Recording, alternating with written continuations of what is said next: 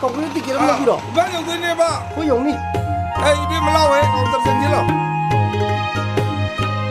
ꯎꯉ ꯑꯁꯤꯒꯤ ꯇꯤꯀꯦꯠ ꯀꯥꯗꯤ ꯈꯥꯛꯄꯤꯔꯤꯕ꯭ꯔꯥ ꯍꯥ ꯉꯔꯥꯡ ꯕꯨꯛ ꯇꯧꯔꯝꯕꯗꯨꯅꯤ ꯒꯥꯔꯤꯗꯨꯁꯦ ꯑꯣ ꯇꯤꯀꯦꯠ ꯂꯩꯔꯦ ꯏꯕꯦꯝꯃ ꯂꯥꯛꯑꯣ ꯁꯦ 이봉아 보정다 보정다 합쳐비고 따오라고 해야 되고 아이씨 미들로 불러야 되면 난 가만 레기더라 라라라라 누빔 자식들 한 저렇게 봐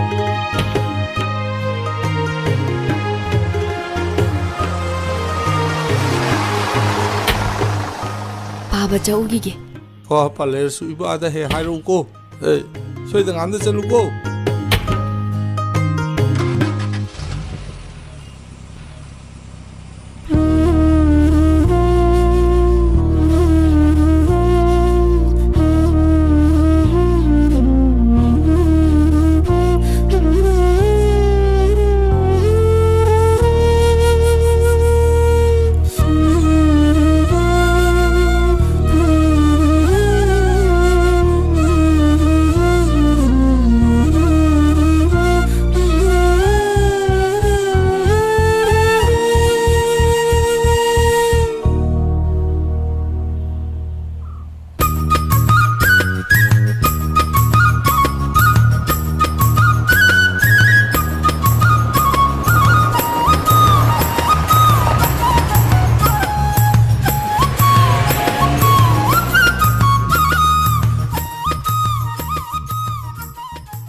ꯑꯩꯗꯤ ꯃꯍꯤꯁꯦ ꯄꯥꯏꯕꯒ ꯊꯣꯏꯕꯤꯁꯦ ꯍꯦꯛꯇ ꯅꯤꯡꯁꯤꯡꯉꯛꯄ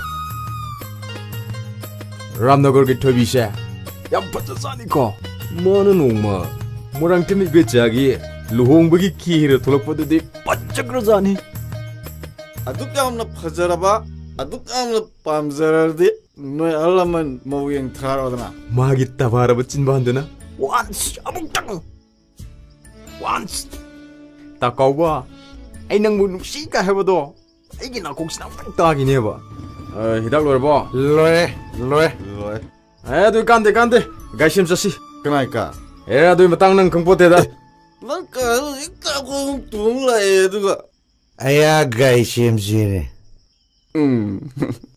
ꯑꯗꯨ ꯏꯔꯥꯏ ꯂꯥꯏꯗꯨꯕꯨ ꯄ꯭ꯂꯛꯇ ꯊꯣꯛ ꯁꯠꯇꯣꯛꯀꯅꯤ ꯃꯇꯦꯛ ꯑꯃ ꯏꯟꯖꯤꯟꯅꯔꯒ ꯃꯄꯥꯗꯨꯗ ꯇꯥꯗ ꯒꯥꯔꯤꯁꯦ ꯌꯥꯗ꯭ꯔꯦ ꯈꯔ ꯁꯦꯝꯕꯤꯌꯨ ꯃꯄꯥ ꯌꯨꯉꯥꯎꯗꯨꯅ ꯒꯥꯔꯤ ꯁꯦꯝꯃꯤꯉꯩ ꯑꯩꯅ ꯁꯣꯝꯗ ꯊꯣꯏꯕꯤꯗꯣ ꯆꯦꯞꯇ ꯌꯥꯔꯦ ꯆꯠꯂꯣ ꯌꯥꯏ ꯆꯠꯂꯣ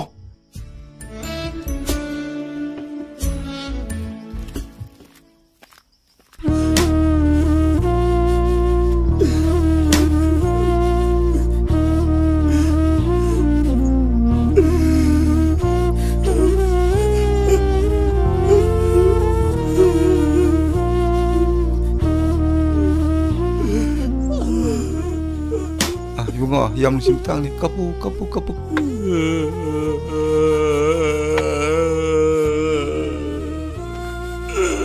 따다 그래도 왜 오르게 따다는 까삐두고 이봉아 부비 그래 그리 부기노네 자 토이비도 토이비 깨달아봐 부비 그래 내 이봉아 토이비 부 그래 들으지 따다 마밍마 탈리 폼하로 따다 까나는 부기노 하여분이 따다 고빈다나 부비 그래 고빈다 라시럼 고빈다라 오랑 팅미 고빈다라 나타가 롱푸르게라 하야간디기라 빠스간디기라 아이고 강대만 떨어있다만 에이 아이 토이비 혹시 뽀르게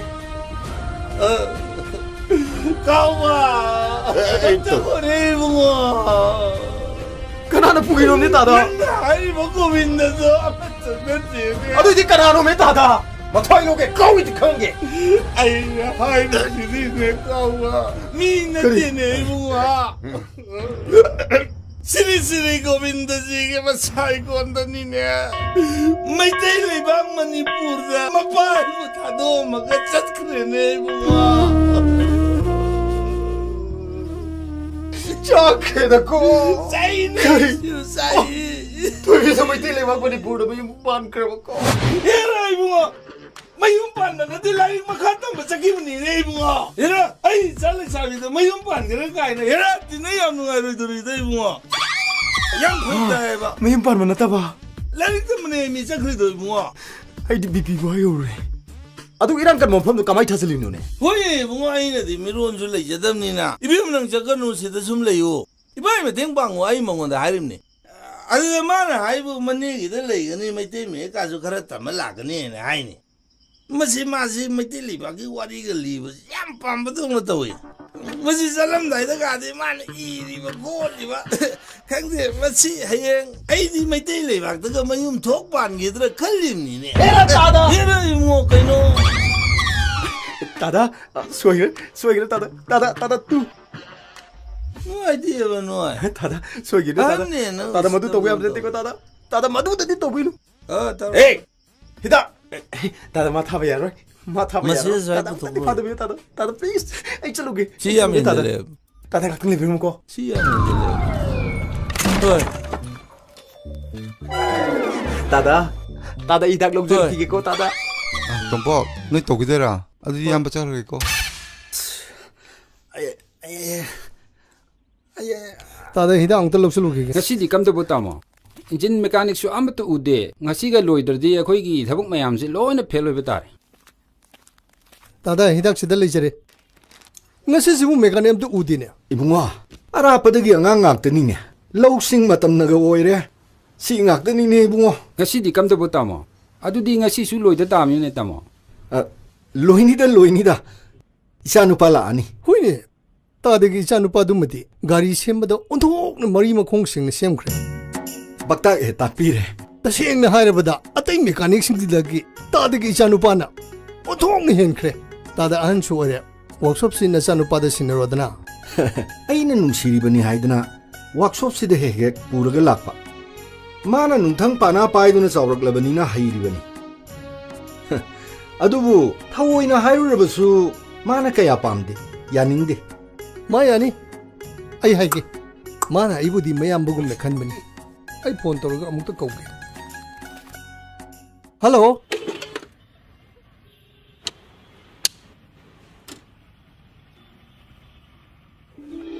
Stam toron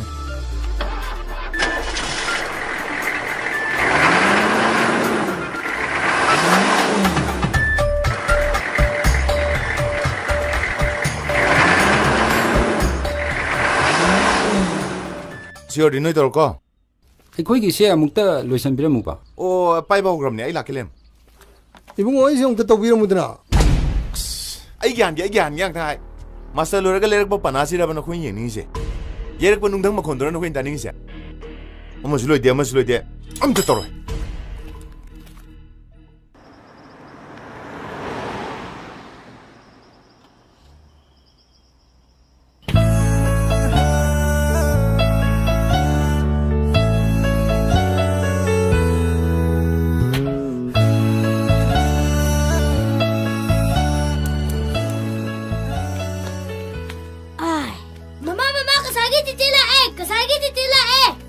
ai mai du puthorong nei hoi puthorage lae bimana ko yore edana lambi fatabduga haroradi aidi nungdang taradra khalurabani phana bungan na yore ine mayo ase nene gari do yam ningthine thore edugine moi babo ngama samta lebiuba se bag silo hanjing amta ga yobiro ko hoi ibe mai lera ge ko hoi ka bema sangasla hoi nang pabung di hasang ka sutoi do bota haude ko kaisu to haude ne lao sangasla phi hung do rasla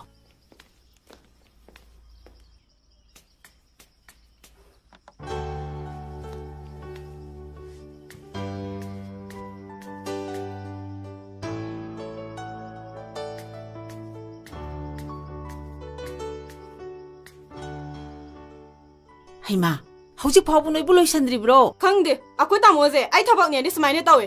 Ibungo chauba. Thingi ne nangbu na sanse ngai dunu leire ne. hai nasanu pa si nang na kadai da muk thaduino aina marol ama workshop ta chatlange dana tawri Moi pabu na workshop tawni na tawbirabani na ne. Mechanic su ngamna ba thibiu. Nasa sina din ne, moi pabu dongna. ꯊꯥꯎꯊꯤ ꯊꯥꯎꯃꯥꯏ ꯇꯩꯗꯅ ꯃꯤꯒꯤ ꯒꯥꯔꯤ ꯑꯃ ꯂꯒꯥ ꯁꯦꯝꯕꯗꯣ ꯋꯥ ꯄꯥꯝꯗ꯭ꯔꯦ ꯑꯦ ꯀꯌꯥꯗꯅꯣꯅꯦ ꯁꯦ ꯒꯥꯔꯤ ꯑꯃꯅ ꯀꯥꯏ ꯁꯦꯝꯕ ꯊꯥꯎꯊꯤ ꯇꯩꯕ ꯀꯥꯏꯗꯅ ꯍꯩ ꯊꯥꯎꯊꯤ ꯇꯩꯕ ꯒꯨꯠꯁꯤꯅꯅꯤꯅꯦ ꯌꯨꯝ ꯑꯆꯧꯕ ꯁꯥꯔꯤꯕ ꯑꯉꯥꯡꯁꯤꯡ ꯂꯥꯏꯔꯤꯛ ꯇꯝꯍꯜꯂꯤꯕ ꯃꯉꯥꯜ ꯅꯥꯏꯅ ꯅꯣꯏꯕꯨ ꯍꯤꯡꯍꯜꯂꯤꯗꯣ ꯂꯣꯏ ꯊꯥꯎꯊꯤ ꯇꯩꯕ ꯀꯥꯏꯗꯅ ꯅꯃꯩꯁꯦ ꯑꯝꯇ 이bungo ꯆꯧꯕ ꯅꯪ ꯑꯁꯤꯅ ꯃꯔꯣꯜ ꯑꯃ ꯅꯆꯟꯅ ꯅꯣꯡ ꯐꯥꯗꯣꯛ ꯒꯣꯕꯤꯟꯗ ꯈꯣꯏꯔꯝꯁꯤ ꯃꯍꯥꯕꯔꯤ ꯈꯣꯏꯔꯝꯁꯤ ꯍꯥꯏꯕꯕꯨ ꯇꯟꯗꯦ ꯃꯥꯟꯗꯦ ꯇꯟꯒ꯭ꯔꯦ ꯍꯩ ꯅꯪ ꯑꯁꯤꯃ ꯑꯩꯕꯨ ꯀꯩꯗꯧ ꯍꯥꯏꯕꯅꯣ ꯃꯤꯃ ꯄꯥꯕꯨꯡꯅ ꯃꯔꯣꯟ ꯑꯃ ꯋꯥꯛꯁꯣꯞ ꯆꯠꯂꯨ ꯍꯥꯏ 이마가 덤비게는 말로 엄마 라이고 그러면 짤로 하 까이노 바인 도도지 꼴 라인 노르바 이시드네 마양 뿌나 막기 바콜로이 오거든요 학장제 군항자래 군항자라봐 아이 기디가 난다 ಕಂ비버 주났다 봐 아스 이 우리 뭐 시ang 강세야 까이노 자실러 통로 가리지 네마 이래 동고 대가 까놓고 아무 할라가 왁숍 작가답니 어이딩 엄마라 막하라게 군조도 마오이 떠올로 뚜뚜뚜뚜뚜뚜 까야다 너네세 이거 봐세 아시 하라까네 하이드나 아이나 nga사이나 군조도 마용다 잘라가 ngangaru르버네 nga시니 니 hum니 수레에 미기 왁숍도 야오기바 워 아두보 아이네로 하이마 워 이bungo 라이까 호레 아스 낭가 행강나리기데 앙앙시 라이 뿌드나 짝카바네 바세 아스 카나바나 마나 호게 호라가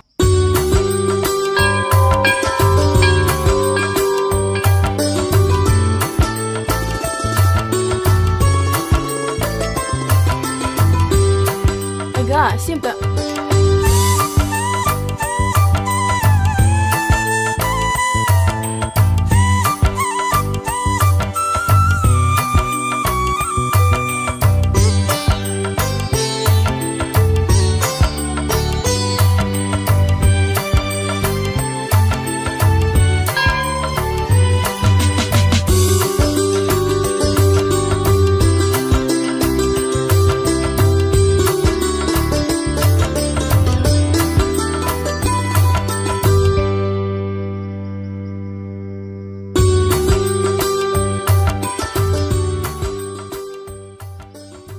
라이 고야미니나 누구 인 그런 마음 되지 포토 좀 가보지 Kaino mi sitriro he kaino nang taido ha mi sitriro na nupi na ha daga khutpai dana job kairo na ha khupak ne hek thajalakta ba ngoi bima kaido ngamba tasana aidi 시대시다 아코이 톰비가 라이 고야미나는 바네바 아다 아이디 마나 고보도 우호드라바 아다 아이디 아코이 톰비 오르 보이닝나 포토 심다 까포나 마코당 파르가 칭칼루바 아두다 차우리 야래 토이비야 아이 비마 토이비야 나봉체 이거 만학들 리보 워크숍 두기 마부두기 마사니 행암바 나chân 비즈네 나코이기 나테밍기 마붕기 마사니 MU다 마스터 도보니 마탄다 폭세비 마밍네 토이비 kasaardagi sorry me too tamo camera san tapiro akoche akoi hum photo amta namina geba mamose photo amta namiro she changjalo ije changjalo che changjalo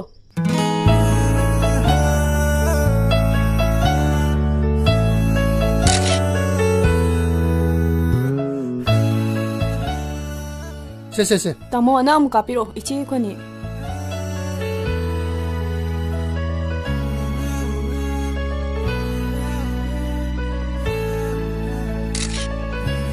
chị chị lại sang course lo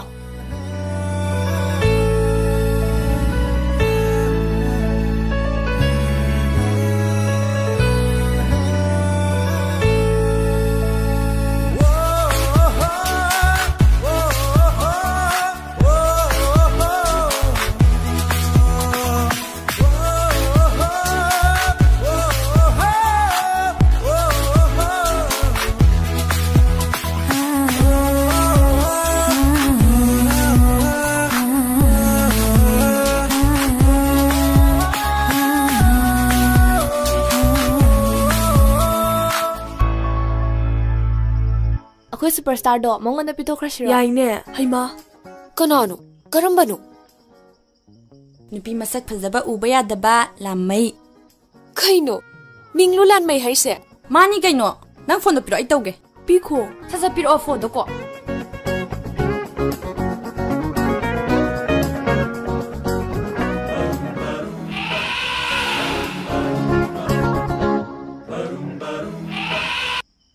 hello kanano hello ai thobim janni ꯊꯣꯏꯕꯤ ꯅꯪ ꯁꯤ ꯅꯝꯕꯔꯁꯨ ꯑꯣꯏꯅ ꯄꯥꯏꯔꯕꯣ ꯁꯤ ꯑꯣꯏꯅ ꯄꯥꯏꯔꯤ ꯅꯪ ꯌꯨꯝ ꯂꯩꯕ꯭ꯔꯣ ꯌꯨꯅꯤꯚꯔꯁꯤꯇꯤ ꯂꯩꯕ꯭ꯔꯣ ꯀꯥꯏ ꯂꯩꯒꯦ ꯀꯥꯟꯇꯤꯟ ꯃꯃꯥꯡꯒꯤ ꯎꯈꯣꯡꯗꯣ ꯑꯗꯨꯗ ꯂꯩꯌꯦ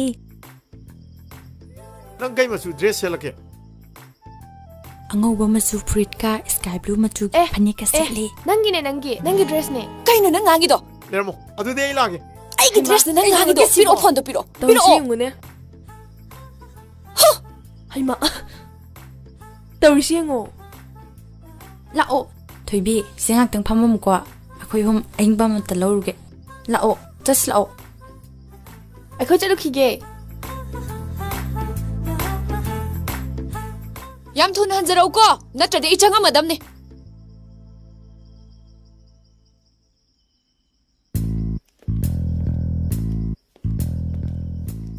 ꯑꯁ ꯂꯥꯎꯒꯦꯗ꯭ꯔꯣꯒꯦ ꯅꯈꯣꯡꯅ ꯁꯥꯡꯉꯤꯕ ꯅꯈꯣꯡꯅ ꯊꯥꯡꯅꯤꯡꯗ꯭ꯔꯤꯕ ꯂꯥꯎꯒꯦꯗ꯭ꯔꯣꯒꯦ ꯑꯣ ꯃꯥꯏꯁꯦ ꯑꯁꯤ ꯂꯩꯁꯤ ꯄꯤꯗꯣꯏ ꯃꯥꯅꯤ ꯂꯩꯔꯦ ꯀꯦꯃꯦꯔꯥꯗꯨ ꯀꯥꯞꯄꯣꯃꯤ ꯄꯣꯠ ꯂꯩꯔꯦ ꯄꯣꯠ ꯂꯩꯔꯦ ꯀꯦꯃꯦꯔꯥꯗꯨ ꯀꯥꯞꯄꯣꯃꯤ ꯃꯥꯏꯁꯦ ꯑꯁꯤꯗ ꯄꯤꯗꯣꯏ ꯃꯥꯅꯤ ꯀꯦꯃꯦꯔꯥꯗꯨ ꯀꯥꯞꯄꯣꯃꯤ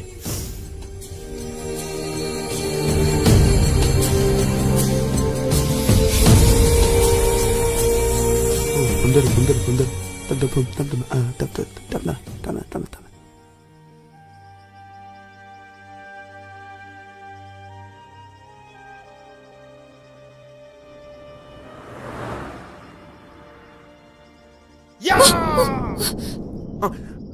ꯁꯣꯔꯤ 나좀도 ꯂꯧꯊꯣꯛꯆꯔꯒꯦ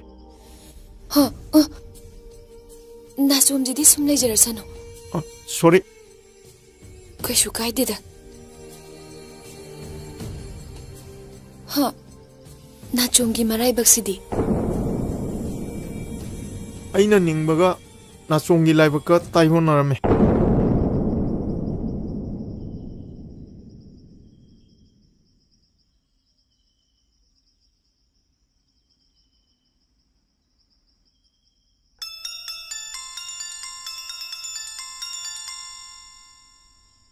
할로? 할로? 할로? 시 토이비 너트로? 마네.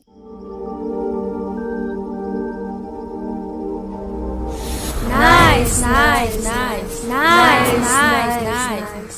너희 또 이제 그이노 너희나 이거나 ngau 시리디 토이비디 토이비디 뚜 낭부 토이비 거봐 얌 빰자 ngau자다이네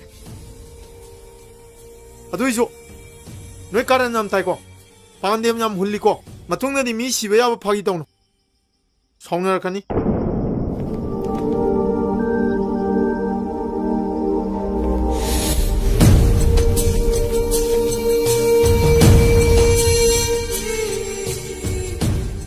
너희 까이 찰로에 까이다로게 ꯑꯩꯈꯣꯏꯅ ꯅꯣꯏ ꯇꯩꯁꯦ ꯀꯩꯅꯣ ꯍꯥꯏꯕꯅꯤ ꯀꯩꯗꯧꯔꯒꯦ ꯑꯩꯈꯣꯏꯅ ꯂꯥꯛ ꯆꯠꯁꯤ ꯂꯥꯛꯑꯣ ꯑꯩꯈꯣꯏꯁꯨ ꯂꯥꯛꯀꯦ 이베마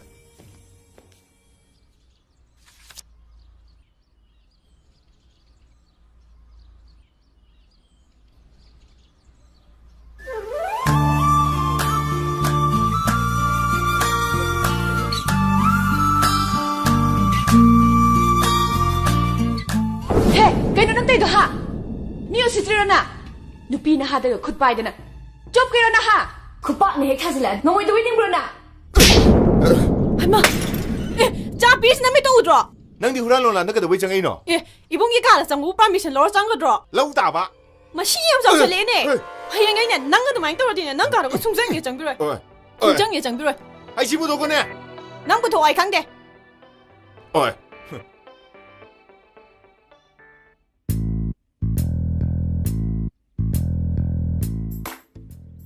ꯐꯖꯔꯦ ꯁꯤꯗꯤ ꯁꯤ ꯌꯧꯅ ꯐꯖꯔꯁꯤꯕꯨ ꯀꯟꯐꯥꯔꯝ ꯇꯥꯁꯟ ꯌꯥꯗ꯭ꯔꯤꯕꯣ ꯑꯩꯁꯨ ꯈꯜꯂꯝꯃꯤꯅꯤꯅꯤ ꯐꯖꯗ꯭ꯔꯅꯦ ꯐꯖꯩꯌꯦ ꯑꯗꯨꯗꯤ ꯑꯣꯀꯦ ꯇꯣꯛ ꯇꯥꯁꯜꯂꯨ ꯀꯩꯗꯧꯔꯒꯦ ꯅꯪꯒꯤ ꯁꯦꯂꯦꯛꯁꯟ ꯂꯣꯏꯗꯗꯅ ꯑꯩꯈꯣꯏ ꯁ꯭ꯇꯦꯞ ꯑꯝꯇ ꯂꯧ ꯌꯥꯗ ꯂꯩꯔꯦꯕ ꯑꯩꯈꯣꯏꯁꯨ ꯈꯔ ꯈꯜꯂꯨ ꯀꯩꯅꯣ ꯈꯜꯂꯨ ꯀꯟꯐꯥꯔꯝ ꯇꯧꯔꯦ ꯀꯩꯅꯣ ꯐꯥꯏꯅꯦꯜꯅꯤ ꯀꯩꯅꯣ ꯑꯗꯨꯗꯤ ꯂꯥꯡꯃꯩꯒꯤ ꯖꯥꯂꯤꯅ ꯅꯤꯛꯊꯔ ꯃꯌꯥꯝꯗꯣ ꯑꯩꯈꯣꯏꯅ ꯃꯣꯏ ꯑꯇꯩ ꯍꯧ ꯇꯥꯔꯦꯅ ꯍꯧ ꯇꯥꯝꯅꯤ ꯀꯩꯅꯣ ꯑꯗꯣ ꯅꯪꯉꯣꯟꯗ ꯊꯣꯏꯕꯤ ꯅꯝꯕꯔ ꯂꯩꯗꯥꯏꯅꯦ ꯐꯣꯟ ꯑꯝꯇ ꯇꯧꯁꯜꯂꯣ ꯑꯩꯈꯣꯏ ꯑꯝꯇ ꯇꯥꯒꯦꯕ ꯌꯥꯔꯣꯏꯍꯦ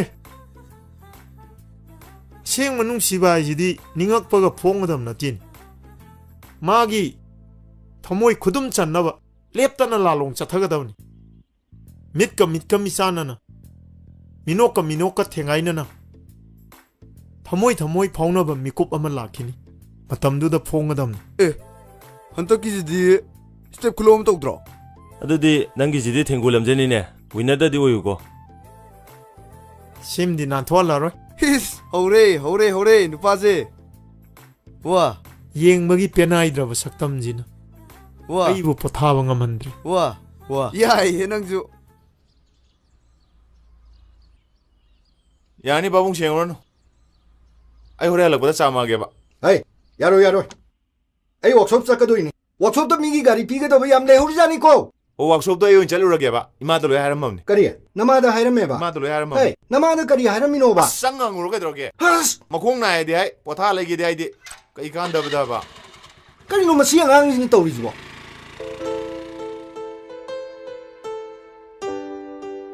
ꯍꯩ ꯃꯃꯥ ꯅꯆꯥꯅꯨꯄꯥꯁꯤꯅ ꯆꯠꯈ꯭ꯔꯤꯁꯤꯅ ꯀꯗꯥꯏꯗꯅꯦꯒꯦ ꯋꯥꯛꯁꯣꯞꯇ ꯆꯠꯀꯅꯤ ꯍꯥꯏꯔꯝꯃꯦ ꯅꯆꯥꯅ ꯀꯔꯤ ꯍꯥꯏꯔꯝꯃꯕ ꯄꯥꯕꯨꯡ ꯋꯥꯛꯁꯣꯞꯇ ꯆꯥꯔꯅꯤꯌꯦ ꯃꯥꯒꯤ ꯉꯁꯤꯒꯤ ꯊꯋꯥꯏ ꯈꯨꯌꯥꯎꯁꯤꯗꯤ ꯑꯩ ꯆꯤꯡꯅꯗꯕ ꯉꯝꯗꯦ ꯀꯩꯅꯣ ꯃꯣꯏ ꯋꯥꯛꯁꯣꯞꯁꯤꯕꯨ ꯃꯤ ꯑꯝꯇ ꯂꯩꯇ ꯃꯥꯅꯤꯅꯦ ꯊꯦꯡꯕꯝ ꯑꯃꯗꯤ ꯂꯥꯛꯑꯦ ꯉꯇꯥꯅ ꯍꯧꯔ ꯃꯥꯅꯤꯅꯦ ꯅꯣꯏ ꯑꯣꯖꯥ ꯂꯩꯇ꯭ꯔꯣ ꯂꯥꯛꯇ꯭ꯔꯤ ꯅꯈꯣꯏꯒꯤ ꯑꯣꯖꯥꯗꯣ ꯀꯌꯥ ꯂꯥꯛꯀꯟꯗꯦꯅꯦ ꯀꯩꯗꯧꯔꯕꯖꯥꯠꯅꯣ ꯃꯥ ꯂꯩꯇ꯭ꯔꯗꯤ ꯅꯨꯡꯉꯥꯏꯇꯦꯅꯦ ꯈꯪꯗꯦꯗ ꯃꯥꯒ ꯃꯔꯤ ꯂꯩꯅ ꯄꯣꯠꯇꯦ ꯃꯥꯅ ꯑꯣꯖꯥ ꯆꯥꯗꯕꯩ ꯋꯥꯅꯦꯕ ꯂꯨꯄꯥ 10 ꯈꯛꯇ ꯄꯤꯌꯨ ꯀꯩꯗꯧꯔꯒꯦ ꯇꯧꯗꯦꯗꯤ ꯍꯥꯏ ꯇꯧꯔꯦꯗꯅ ꯋꯥ ꯑꯝꯇꯪ ꯉꯥꯏ ꯍꯥꯏꯕꯗ 10 ꯍꯦꯛꯇ ꯃꯥꯡ ꯊꯥꯕ ꯉꯥꯏꯈꯣ ꯅꯪ ꯅꯃꯤꯡꯁꯤꯕꯨ ꯀꯨꯟꯖꯄꯤ ꯍꯥꯏꯕ꯭ꯔꯥ ꯀꯨꯟꯖꯕꯤ ꯍꯥꯏꯕ꯭ꯔꯥ ꯂꯨꯄꯥ 10 ꯈꯛꯇ ꯄꯤꯔꯛꯑꯣꯕ ꯌꯥꯝ ꯉꯥꯡꯅꯩꯌꯦ ꯅꯪ ꯒꯥꯔꯤꯁꯤ ꯂꯣꯏꯁꯤꯟꯕꯤꯔꯒꯦ ꯄꯤꯔꯛꯑꯣꯕ ꯀꯅꯥꯅ ꯁꯦꯝꯗꯣꯏꯕ ꯇꯥ ꯀꯨꯟꯖꯕꯤꯁꯦ ꯍꯟꯗꯛꯇꯤ ꯑꯩꯅ ꯂꯥꯛꯄꯗ ꯀꯨꯟꯖꯄꯤ ꯄꯔꯦ ꯑꯃ ꯄꯨꯔꯛꯄ ꯇꯥꯔꯦ ꯑꯗꯨ ꯑꯣꯏꯔꯗꯤ ꯇꯥ ꯀꯨꯟꯖꯕꯤꯅ ꯈꯥꯏ ꯀꯥꯏꯅ ꯊꯛꯄ ꯌꯥꯔꯦꯗꯅ ꯑꯣꯖꯥ ꯂꯥꯛꯇ꯭ꯔꯁꯨꯅꯦ ꯑꯩꯒ ꯇꯤꯟꯅꯕ ꯑꯍꯩꯕ ꯃꯦꯀꯥꯅꯤꯛ ꯃꯌꯥꯝ ꯑꯃ ꯂꯩꯌꯦꯕ ꯃꯣꯏꯒ ꯇꯧꯔ ꯂꯣꯏꯁꯤꯟꯒꯦꯕ ꯑꯗꯣ ꯂꯨꯄꯥ 10 ꯈꯛꯇ ꯄꯤꯔꯛꯑꯣ ꯅꯨꯡꯉꯥꯏꯈꯤꯗ꯭ꯔꯦꯗ ꯁꯦ ꯁꯤ ꯇꯧꯔꯒꯅꯦ ꯁꯠ ꯆꯠꯂꯨꯔꯒ ꯂꯣꯏꯁꯤꯟꯒꯦꯕ ꯑꯗꯨꯒꯅꯦ ꯑꯩ ꯒꯥꯔꯤ ꯑꯁꯤꯗꯤ ꯃꯔꯩ ꯌꯥꯝ ꯇꯧꯕꯅꯤ ꯉꯝꯕ ꯅꯠꯇ꯭ꯔꯗꯤ ꯀꯅꯥꯝꯇ ꯁꯦꯝꯍꯟꯕ ꯌꯥꯔꯣꯏ ꯑꯗꯨꯁꯨ ꯌꯥꯏꯑꯕ ꯇꯥ ꯁꯥꯅꯧꯅ ꯍꯥꯏꯕ ꯂꯣꯏ ꯌꯥꯏꯑꯕ ꯅꯋꯥ ꯑꯣꯖꯥ ꯂꯥꯛꯑꯗꯤꯅꯦ ꯇꯥ ꯁꯥꯅꯧꯒ ꯑꯩꯒ ꯑꯁ꯭ꯋꯥꯏꯐꯥꯎ ꯑꯩꯈꯣꯏ ꯈꯣꯡꯅꯤꯡꯕꯤꯗꯨꯅꯦ ꯑꯅꯤ ꯈꯛꯇꯪ ꯐꯠ ꯈꯞꯄꯨꯒꯦ ꯍꯥꯏꯌꯣ ꯅꯪ ꯑꯣꯏꯅ ꯈꯞꯄꯨꯔꯣꯅꯦ ꯆꯠꯁꯤ ꯂꯥꯛꯑꯣ ꯃꯤ ꯇꯥꯁꯅꯣ ꯆꯠꯁꯤ ꯃꯁꯤ ꯌꯥꯔꯣꯏꯗꯣꯔꯤ ꯅꯪ ꯉꯥꯛꯇ ꯂꯩꯔꯝꯃꯣ ꯆꯠꯁꯤ ꯇꯧꯟꯖꯕꯤ ꯅꯥꯎꯕꯗꯤ ꯅꯥꯎꯕ ꯂꯩꯇꯦꯕ ꯃꯁꯤ ꯑꯉꯥꯡꯁꯤꯅ ꯀꯥꯏ ꯆꯠꯂꯤꯖꯥꯅꯣ ꯀꯩ ꯏꯟꯖꯥꯡ ꯊꯣꯡꯗꯣꯏꯅꯣ ꯑꯂꯨꯗ ꯉꯥꯏ ꯁꯤꯁꯨ ꯑꯩꯅ ꯈꯣꯛꯇꯣꯛꯑꯝꯃꯦ ꯉꯥꯜꯂꯒ ꯃꯦꯠꯂꯒꯦ ꯏꯌꯥꯝꯕꯗꯤ ꯐꯖꯔꯦꯅꯦ ꯉꯟꯇꯥꯅ ꯐꯖꯔꯦꯕ 10 ꯈꯛꯇꯅꯤ ꯑꯣ 10 ꯄꯨꯟꯖꯜꯂꯣ ꯀꯌꯥꯝ ꯌꯥꯝꯃꯝꯃꯅꯤ ꯗꯣꯛꯄ ꯍꯟꯅꯤ ꯑꯇꯩ ꯂꯥꯔꯤ ꯑꯩ ꯆꯥꯕꯣ ꯍꯤꯟꯖꯥꯡꯗꯤꯅꯦ ꯑꯩ ꯃꯄꯥꯟꯗꯒꯤꯅꯦ ꯑꯉꯧꯕ꯭ꯔꯥ ꯀꯩꯅꯣ ꯂꯩꯔꯛꯑꯒꯦ ꯀꯣ ꯆꯥꯕ ꯀꯥꯎꯅꯤꯀꯣ ꯑꯩ ꯆꯥꯛ ꯆꯥꯗꯣꯏꯅꯤ ꯁꯤꯗ ꯍꯥꯞꯄ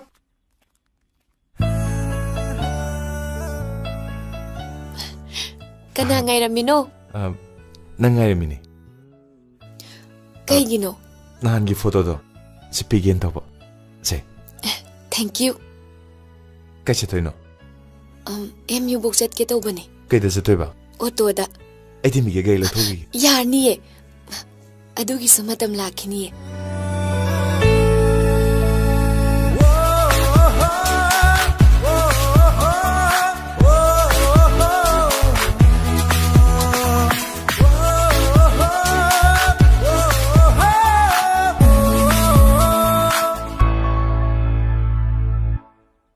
나좀두부 깜다우리게 ꯂꯩꯅꯤꯅ ꯄꯠꯂꯛꯇꯅ 훈도크레바 ꯑꯗꯨꯗꯤ ꯄꯊꯄꯨꯟ ꯊꯕ ꯅꯥꯏꯗ꯭ꯔꯕ ꯄ꯭ꯂꯥꯁꯇꯤꯛꯀꯤ ꯂꯩ ꯅꯥꯆꯣꯝ ꯑꯣꯏꯅ ꯁꯦꯝꯃꯒ ꯄꯤꯔꯛꯑꯒꯦ ꯑꯗꯨꯁꯨ ꯀꯤꯖꯩ ꯀꯩꯒꯤ ꯀꯔꯤꯒꯨꯝꯕꯗ ꯅꯥꯆꯣꯝꯗꯨꯅ ꯃꯩꯆꯥꯛ ꯑꯣꯏꯕ ꯃꯇꯝ ꯂꯥꯛꯑꯕꯗꯤ ꯄꯠꯊꯧꯑꯁꯨ ꯌꯥꯗ ꯈꯨꯏꯗꯧꯑꯁꯨ ꯌꯥꯗ ꯑꯩ ꯌꯥꯝ ꯋꯥꯅꯤꯌꯦ ꯍꯦ ꯆꯨꯝꯃꯤ ꯍꯦ ꯑꯗꯨ ꯐꯥꯎꯗꯤ ꯄꯠꯊꯧꯑꯁꯨ ꯌꯥꯗ ꯈꯨꯏꯗꯧꯑꯁꯨ ꯌꯥꯗ꯭ꯔꯥ ꯋꯥꯔꯣꯏꯗ꯭ꯔꯥꯅꯦ ꯌꯥꯝ ꯋꯥꯅꯤ ꯉꯥꯏꯈꯣꯗ ꯉꯁꯤꯒꯤ ꯂꯩꯈꯥꯏ ꯇꯥꯗ꯭ꯔꯤꯉꯩꯗ ꯍꯌꯦꯡꯒꯤ ꯃꯃꯥꯡ ꯌꯥꯟꯕ ꯍꯧꯅꯗꯦꯗ ꯐꯥꯒꯤ ꯇꯧꯕꯅꯤꯗ ꯏꯕꯨꯡꯉꯣ ꯅꯪꯅꯕꯨ ꯁꯦꯝꯕꯤꯒꯦ ꯍꯥꯏꯔꯗꯤꯅꯦ ꯅꯥꯆꯣꯝꯂꯛꯇꯒꯤ ꯑꯩꯅ ꯈ꯭ꯋꯥꯏꯗꯒꯤ ꯄꯥꯝꯖꯕꯗꯤ ꯇꯥꯈꯦꯜꯂꯩ ꯅꯥꯆꯣꯝꯗ ꯆꯤꯒꯣꯡ ꯂꯩ ꯊꯤꯟꯕꯗꯣ ꯑꯗꯨ ꯑꯣꯏꯅ ꯁꯦꯝꯕꯤꯌꯨ ꯃꯗꯨꯒꯤ ꯅꯥꯆꯣꯝꯗꯨꯗꯤꯅꯦ ꯐꯖꯕ ꯅꯨꯡꯁꯤꯕ ꯂꯩꯅꯝ ꯑꯩꯗꯤ ꯌꯥꯝ ꯉꯥꯎꯖꯥꯠꯅꯤ ꯑꯩꯈꯣꯏ ꯌꯨꯝꯗꯗꯤ ꯇꯈꯦꯜꯂꯩ ꯌꯥꯝ ꯍꯧꯋꯦ ꯑꯩ ꯍꯦꯛꯎꯔꯒ ꯅꯥꯆꯣꯝ ꯁꯦꯝꯃ ꯄꯨꯔꯛꯀꯦ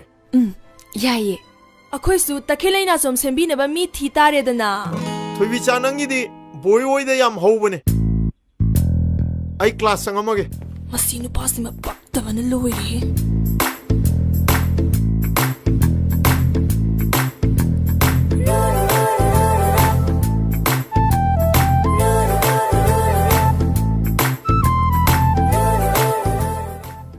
Sidi kol yoi machi do natro. Nawa, silaw ni. Mani ni. Masak si pajabrem. Pajabay jata ay bunga inda. Kariye ba? Ngawe ba? Ngawe ba ka? Ngaw gidra. Ha? Ngaw. ngadam pa silur ba ngasi dia?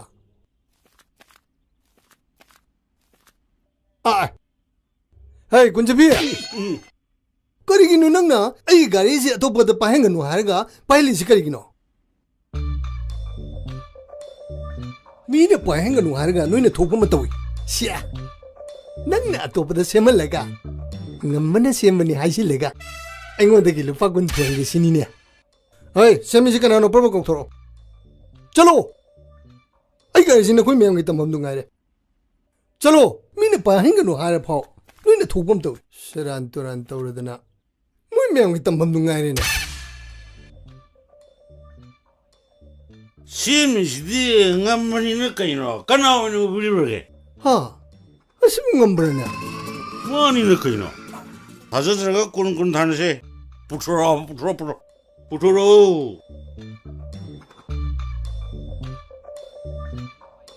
Achumbra na. Oh, kedore tasno. Nang gari sem noramne. Kaino nang toisa. Tha ka do male. Numit chupagi sumain sum gari sem na lai thokpa yabadi na tamani na. Pakang duty akan mamju lei do. Aduna thauti tanai taiba phiron jingje. Set pa cha ba yadawni na. Ai dawpa design ne. Pajadro sa. Nan me dum. Lao ibung nangi do kya tarba. Lising amaga chani di thokpune do. Lising am tang pibira mo yare ne. Se sida lei re. Kana da no nang ni yengi do bo. Sorok tani da. Hui chakki de koi thubi ni kaino. Mane. Managum lakum. Hoida oiru su kai su kai dida. Accident tho di compensation. Gai do ngang lobu tharake ko. Kui roi.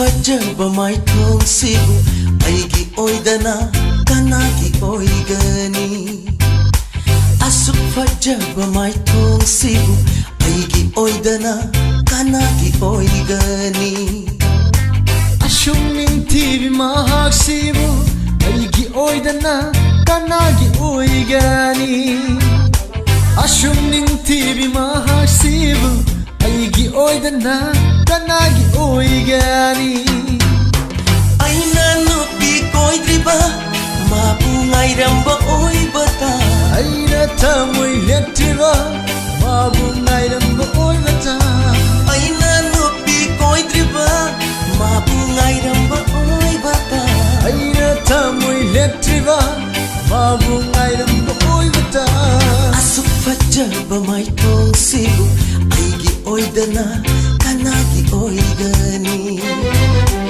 Ashung ning TV mahak sibu aigi oidana kanagi oigani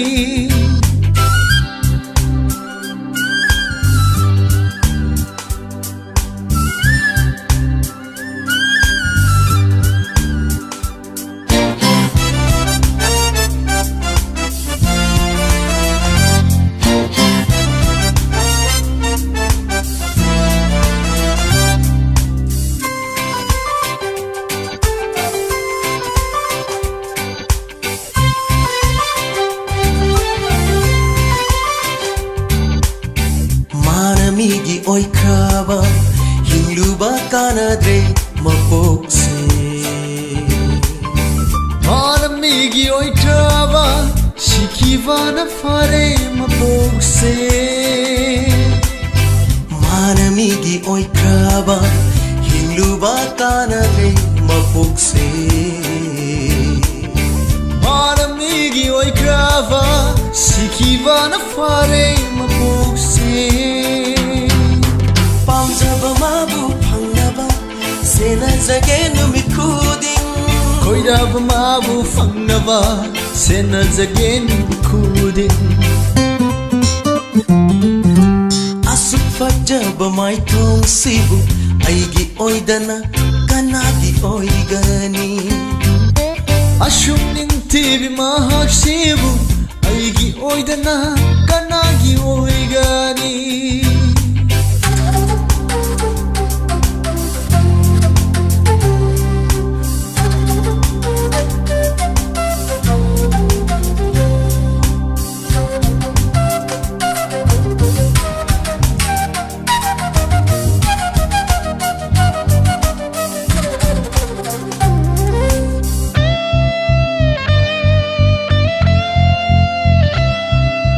Message thaduna phongdokhare aigi thamoigi nungsiba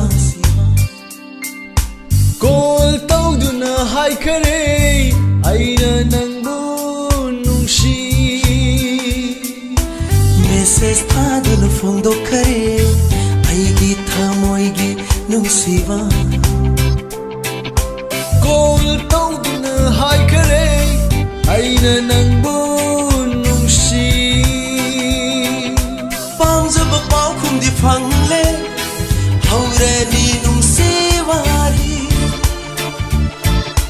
Tano bikonjel do tare mana aibu nushi haiba Asuk fajaba mai thong sibu aigi oidana kanagi oigani Ashum nintibi mahak sibu aigi oidana kanagi oigani Aina nupi koidriba mabu ngairamba oibata Aina tamoi letriba mabu ngairamba oibata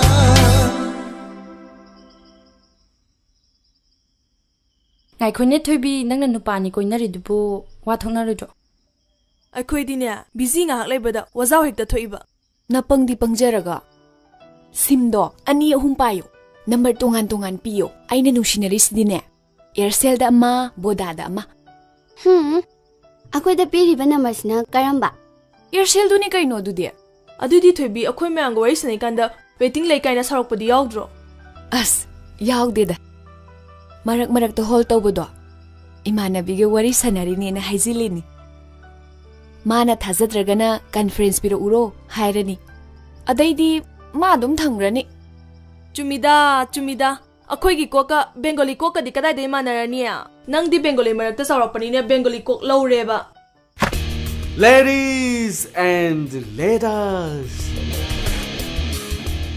Aigi ming Khoimo Phairojam Khoimo Aigi thabakna University manung sida Thika macha tauduna leijaba aduga aigi leifamna University mamang kiam gai lehau phavalam mayam kidau biramino ai juwari sabadu khara yaujage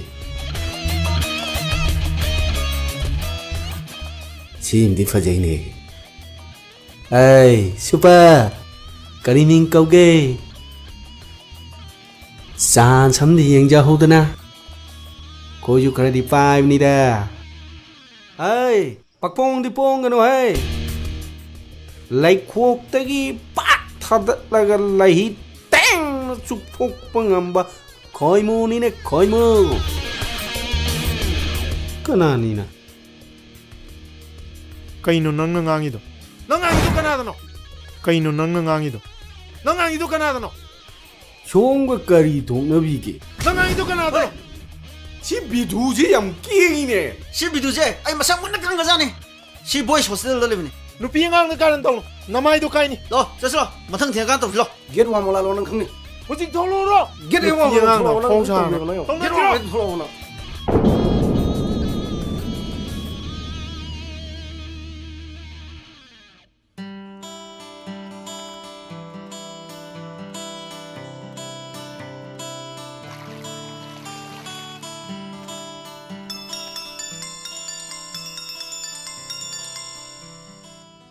Hello, ai phi su bakar tangari.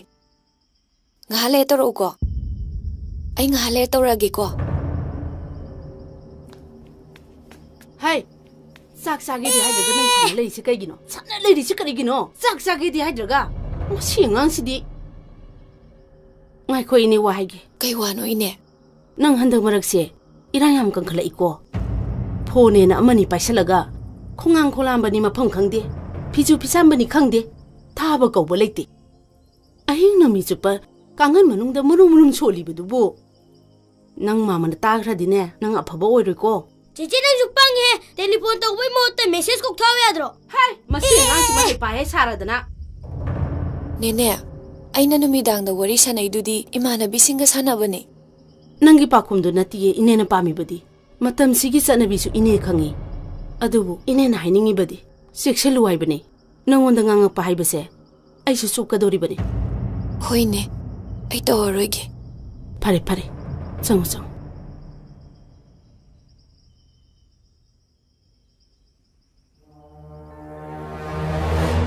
Ngashidi aigi thamoije pungpet tharurabne. Kadai khangde.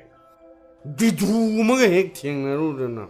Goidause saugat purana Thamoije mai aurone. Era nang na dimingon da bidu haidana nang oina bidu malakani ko. Pamida hayo namlo lobige. Ngasi dubudi. Ai khoi party do. Tang saman gidana mina lakse gidra khandana halak bagi wan. Mai je yani. Nang ai khoi da aw sawi do. Saw mo. No madang oira basu mina lakse gi ba hebasa. Ai khoi gidi prestige ki question. Yare Noi kharap hairaga record anjan bido tokono. Kothari din nang ni. Ngasai nung ginda thoke bar thok tu wai do natro. Sumni aduju. Kau thok ngamdri je aine bidu du ki dilaira. No video ai tamoi jina pamgum tore. Era pamega. Ai ju nupi masak fajabase faram loina lamne. Adubu moigi mataudu urubadagidi ma ubadane aigi thamoisida thinba khuthinjidi mawong amanida yangkhenai ai ma laudo bhaya da bani ko weda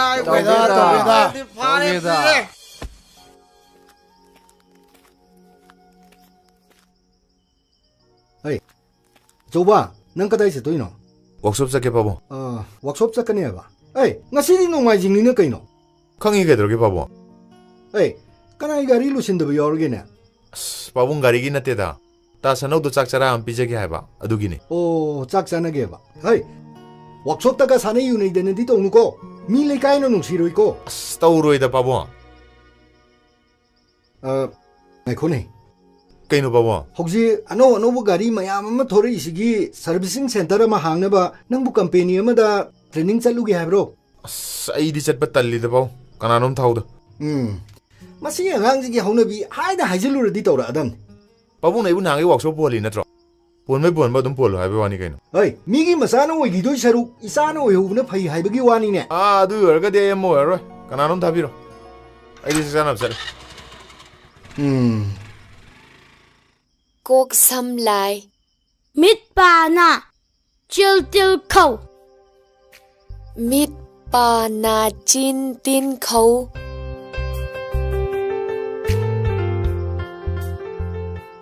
Pa na chil til khâu. Pa na chin tin.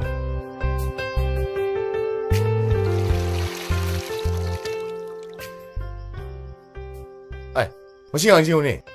Masih ang kita kakak lagi tu ini. Lugo. Ising itu cai tu. Sapuan kan itu nuna ka banan ko. Kama, ai sangga tu ini. Nampak apa elu cuma nap tu ini na. Kama. Ai sangi jinang ni kama. Pasal lu. Nang ai sangi mina kama. Ai lu ne, pasal lu ne. Tun lu ber. Ngau thâu wai, yang huk. Bungo, lik na tao. Jam tak sila kano. Kaino cici jam na bo. Yam na hayo, lik na hayo, kitang hayo. Yare si taglo. Khâu ngâu thâu hoài yang húc un. Mày đâu nè. Ai ngắm ba nang thì sẽ cái đâu mi ba. Ta xin nó. Angang jiru jiru sum sang mi ba. Singa zai sum lu le lu chulu ya din se. Era siam chawr su sang ngur da. Na workshop just lo. Lo.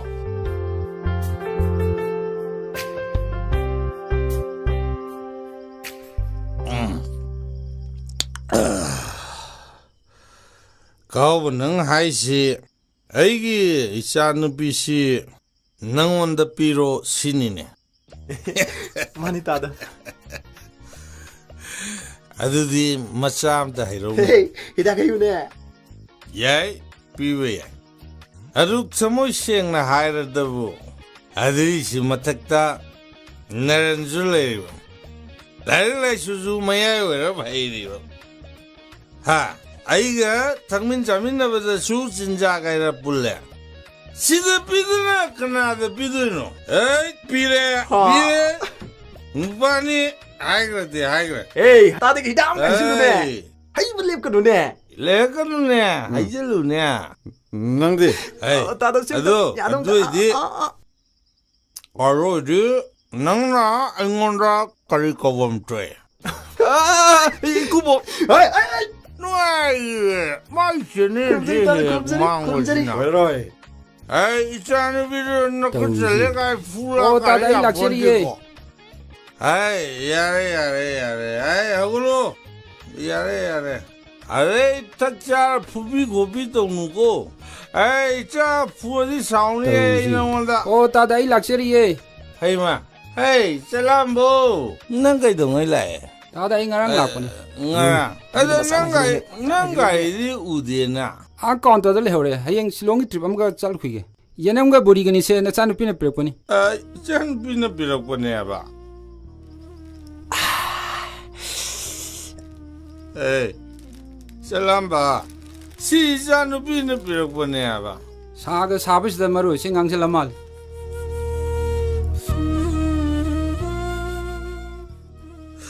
Salam ba. Si Sanupi Tabi na pinagbanaya ba? Ma Salam ba? Ay Sanupi si Ning ba jani ko Summer vacation pawada Nung ta thorakte Ma aada kari do hurige Kari butarone ke fi khar lon ba mete me khar tamba angang tu sang khar to ba matam manghan de da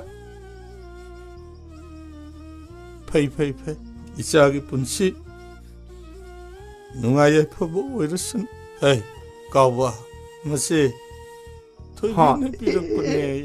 Thoibi na pirakone ye Ada du pai hapsalake Macam tu pai ko na Yajare dada ai yajare ai yojare ko dada Nangna kaino do thubi do sangmada I pau khara phokna naba nangna khara haibiyo ba ko hoi dada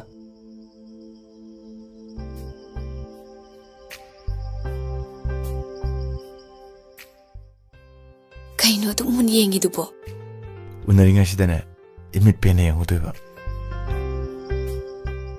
Ngasi unari sina aroy bro Aroy ba budi natte da Ato Nang siyang ingay sukpen penda ba Yare he adubu wane na haura ano Tangamba ay kinumda hangene Kaino Nang se nasak adug yam na pazaraga workshop yauri kay gino Larik to pazana makatam thaw yadro Larik ki wadi master lora bani bema Adudi workshop sida kay dawri ba Sisu tawda yada dan tawrim ni ne Kaino tawda ba yada babu Aino workshop sida lirise Nang sangi ba Kaba Nang sangi ba Ayma Ay di head mechanic ka or boy ningure Head mechanic di koy babong Ay koy babong sa workshop taw eh Ado di sapsare he Kamay na Doktor ka longnay dana Ozaga Atumain tawda na Workshop tawbagi macano paga Workshop tawbagi macano piga Longna lina di sapsadro Wakal di ontok tu na sagat lam he Ado tabi Aino wanda wam tay Nang ay nung di nusi ko Nungsi ꯃꯤꯀꯨꯞ ꯑꯃꯠꯇ ꯎꯍꯧꯗ꯭ꯔꯕꯗꯤ ꯑꯩ ꯇꯨꯝꯕ ꯌꯥꯗꯦ ꯑꯩꯒꯤ ꯄꯨꯟꯁꯤꯁꯦ ꯅꯪ ꯌꯥꯎꯗ꯭ꯔꯕꯗꯤ ꯑꯩ ꯍꯤꯡꯕ ꯉꯝꯒꯗꯧꯕ ꯃꯥꯟꯗꯦ ꯑꯩꯒꯤ ꯅꯨꯡꯁꯤꯕꯕꯨ ꯃꯤꯔꯥꯏꯕꯤꯒꯦ ꯈꯟꯒꯅꯨ ꯑꯩꯗꯤ ꯑꯄꯤꯛꯄ ꯂꯩꯈꯣꯛꯇ ꯁꯥꯠꯆꯕꯤ ꯂꯩꯔꯥꯡꯅꯤ ꯍꯦꯛꯄꯤꯒꯗꯕꯁꯨ ꯅꯪꯇꯅꯤ ꯍꯦꯛꯄꯤꯕꯒꯤ ꯊꯧꯅꯥꯗꯣ ꯍꯟꯕꯤꯒꯅꯨ ꯂꯩꯔꯥꯡꯅ ꯂꯩꯁꯥ ꯇꯝꯂꯛꯄ ꯃꯇꯝꯗ ꯂꯩꯈꯣꯛꯇꯒꯤ ꯅꯈꯨꯠꯃꯛꯅ ꯍꯦꯛꯄꯤꯌꯨꯀꯣ ꯀꯌꯥꯝ ꯀꯨꯏꯅ ꯉꯥꯏꯗꯣꯏꯁꯦ ꯃꯥꯁꯇꯔꯁꯤꯐꯧꯗꯤ ꯂꯣꯏꯁꯤꯜꯂꯒꯦ ꯐꯔꯦꯅꯦ ꯃꯥꯁꯇꯔ ꯂꯣꯏꯕꯧꯗꯤ ꯉꯥꯏꯔꯒꯦꯀꯣ ꯑꯗꯩꯗꯤ ꯉꯥꯏ ꯉꯝꯃꯣꯏ ꯍꯣꯏ ꯌꯥꯖꯔꯦ ꯁꯛ ꯐꯖꯕꯧ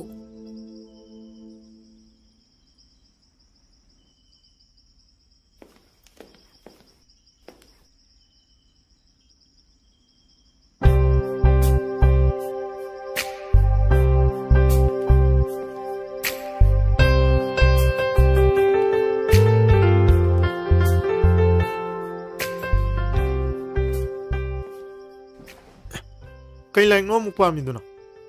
Ayong tingin siya. Siyang tingin. Yengo se. Yam yeng ninga male. Heklak pa gane. Jumna su pam pamoy ba. Kay no paano khang di mi. Kay no Brahma lon tam na way lay mukha mi sina. Manipuri lon tam mada pelak trada na Brahma lon na muktam gaya ro. Lame. Ay na o kumargi Manipurgi archaeology larik ama paru bada. Thengnaba wanguronggi napa chikchingdagi phangba archaeological findings singna takpadi aikhoi maitai se South Asia romdagi Brahmagi ningthi turel paringda laktuna Manipurgi tambak singda khunda ba horaki masigi khudam haibabu Brahma longa maitai longa manaba mayam yawe yare da namu nupi ni da laika punsile punsema yawa natini Sahi ju khara nai na ba faida lira gane phaja baje lai tabani ko adugi di khanba loikreda adudi karam kanda final exam hek piba loibaga ngamni adu kana gano adudi men tadri aiga nungai thi ai bui tha tha da bai mong ni ne thajai Oiramba yai nusinari ni na toise mangam isan sande matam len ma dau tawi kaino nang ngangi du aidi mi ko ma bawa nangi wakan khanda u yaugi dri adunara takhelai na chum amta piyo yadri do adu de ai ju kaw ponte da yum mok sal loram ni takhelai salong da bai wan akoi da sat lei hai ne he adu ai handang man de yum da sakani adu da sema ga phajana poragi akhoi ka sardadi chen chongbadi chatnade ahla man tharaktuna yengbadi chatnai nangbu nakhoi ma pabung tharakpa ngamgadrane ngamne aseng mane nangna bu yar de ai di hekta chela da bani yengba tare dana oi noilen ma da waramani chaslao lao punsi le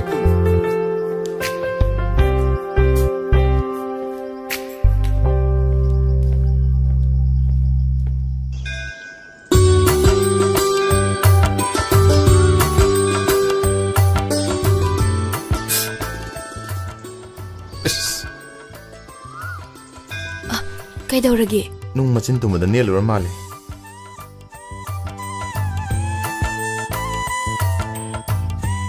tebe sigi anuman thakur se laiba po patare lakse sungle leptana khoram bangam badana niningba boni badana soidam ki thungne aduna ibani ju khoram jeba thungna na ba ai budi ai ne nangi wani ai dinga mani na wona hora bani kanai ban jane strike curfew sungle leptana khoram badang ne di hoi ba nangi adumai hai dune yam hinadri se ni na swam serious tare nang ni yang nek tai dore haima nang na haiba inba haiba sibu aigi thau natro hauji de horoba tum hauri ni kaino ai lebe am phabani kaino adubu munna khanjau ko kasar lamgi leisabido sumke kedana phajabido uduna talaire ne imit sina na as yare ba hey matam de ro khang kan aidi ꯅꯪꯒꯤꯗꯁꯨ ꯅꯠꯇꯅ ꯂꯝꯗꯝꯁꯦ ꯌꯥꯝ ꯂꯩꯅꯤꯡꯉꯤ. ꯑꯗꯨꯗꯤ ꯅꯪ ꯂꯩꯅꯤꯡꯉꯤꯁꯦ ꯑꯩꯉꯣꯟꯗ ꯅꯠꯇꯦꯅꯦ, ꯂꯝꯗꯝꯁꯤꯗꯅꯦꯕ. ꯂꯩꯁꯥꯕꯤꯅꯕꯨ direct ꯍꯥꯏꯅꯕ꯭ꯔꯣ? ꯑꯁꯤꯕꯨ ꯋꯥꯅꯤꯅ.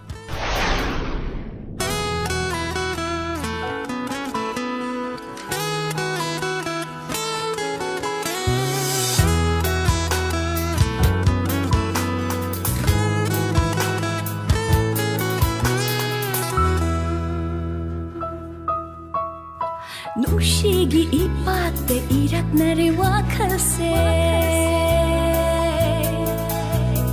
웃는기 닝아이 달라묵나를 타몰세 누시기 이빠때 이락나를 와카세 웃는기 닝아이 달라묵나를 타몰세 강나 강드리브 분실레 포기 아니 수람레기 누시기 Nushigi ipatte irak nare wakase Pukning giningay dalamut nare tamoy se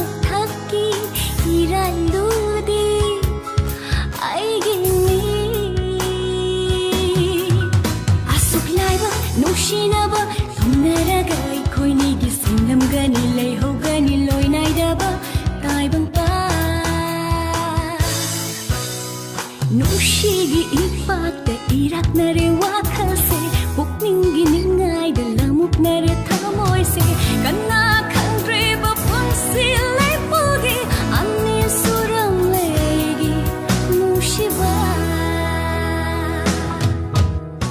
Nushigi ipatte irak nare wakase Pukning giningay dalamut nare tamoy se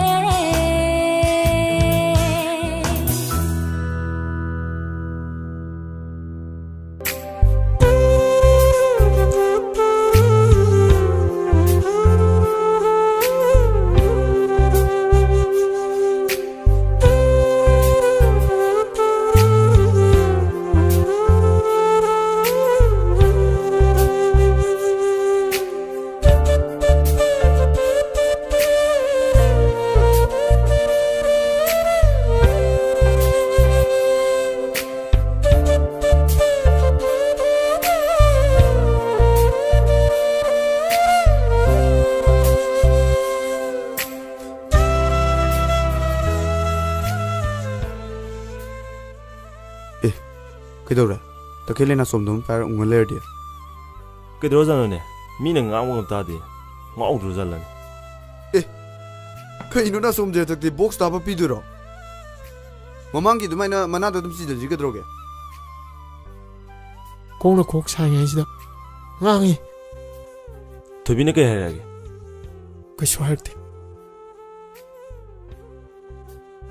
ꯑꯗꯣ ꯃꯔꯝꯗꯣ ꯍꯥꯏꯌꯨꯗꯅ ꯑꯩꯈꯣꯏ ꯃꯌꯥꯝ ꯁꯣꯜቭ ꯇꯧꯖꯦꯕ ꯑꯩꯈꯣꯏ ꯃꯌꯥꯝ ꯆꯪꯗꯅ ꯍꯣꯠꯅꯔꯁꯨ ꯀꯩꯗꯧꯅꯨꯡꯗ ꯁꯣꯜቭ ꯇꯧꯕ ꯉꯝꯃꯔꯣꯏ ꯅꯪꯁꯨ ꯑꯀꯟꯕ ꯊꯃꯣꯏꯅꯤꯌꯦ ꯑꯗꯨꯛ ꯂꯨꯔꯗꯕꯧꯇ ꯑꯩꯈꯣꯏꯗ ꯍꯥꯏꯗꯣꯛꯇ ꯉꯝꯃꯤꯅꯦꯕ ꯆꯥꯛ ꯆꯥꯔꯨꯔꯁꯤ ꯂꯥꯛꯑꯣ ꯑꯗꯣ ꯃꯤ ꯂꯣꯏ ꯆꯥꯟꯅꯈ꯭ꯔꯦꯕ ꯑꯩ ꯉꯁꯤ ꯌꯨꯝꯗꯩ ꯆꯥꯔꯛꯑꯦ ꯅꯣꯏ ꯆꯥꯊꯣꯛꯔꯣ ꯁꯦꯡꯉꯦꯀꯣ ꯆꯔꯥ ꯍꯦꯟꯕꯁꯦ ꯌꯥꯝ ꯐꯠꯇꯕꯅꯤꯀꯣ ꯑꯗꯨꯗꯤ ꯑꯩꯈꯣꯏ ꯆꯥꯊꯣꯛꯈꯤꯒꯦꯀꯣ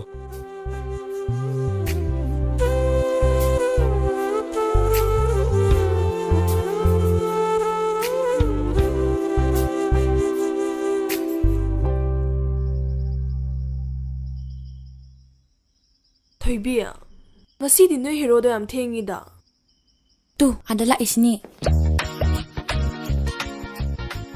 ꯑꯣ ꯊꯣꯏꯕꯤꯅ ꯉꯁꯥꯏꯗꯒꯤ ꯏꯪꯅ ꯇꯞꯅ ꯐꯝꯃꯤꯁꯤꯗꯤ ꯃꯈꯣꯏꯅꯤ ꯍꯥꯟꯅ ꯄꯥꯎ ꯐꯥꯎꯅꯔꯝꯃꯅꯤ ꯐꯥꯎꯅꯔꯝꯒꯅꯤ ꯃꯌꯥꯡ ꯀꯣꯛꯅꯤꯅ ꯌꯥꯔꯦ ꯈꯥꯏꯔꯅꯨ ꯀꯩꯗꯧꯔꯒꯦ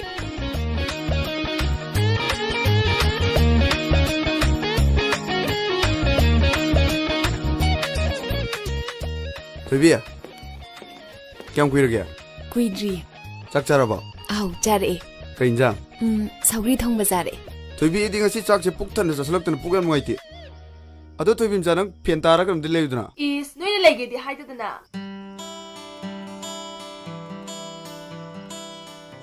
ꯑꯗꯣ ꯊꯣꯏꯕꯤ ꯃꯆꯥ ꯍꯩ ꯃꯍꯤ ꯑꯃꯗꯤ ꯂꯩꯌꯨꯗ ꯑꯗꯣ ꯑꯩ ꯉꯁꯤ ꯄꯨꯛ ꯌꯥꯝ ꯅꯨꯡꯉꯥꯏꯇꯦꯕ ꯅꯣꯏꯕꯨ ꯍꯩ ꯃꯍꯤ ꯑꯃꯗꯤ ꯂꯩꯕꯤꯌꯣꯕꯤ ꯅꯣꯏꯕꯣ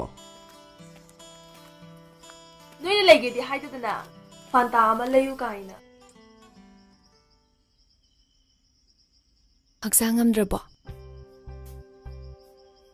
ꯉꯝꯃꯤꯗ ꯅꯪꯅ ꯍꯥꯏꯕ ꯇꯈꯦꯜꯂꯩ ꯅꯥꯆꯣꯝꯗꯣ ꯄꯣꯔꯛꯑꯦ ꯑꯦ ꯀꯗꯥꯏ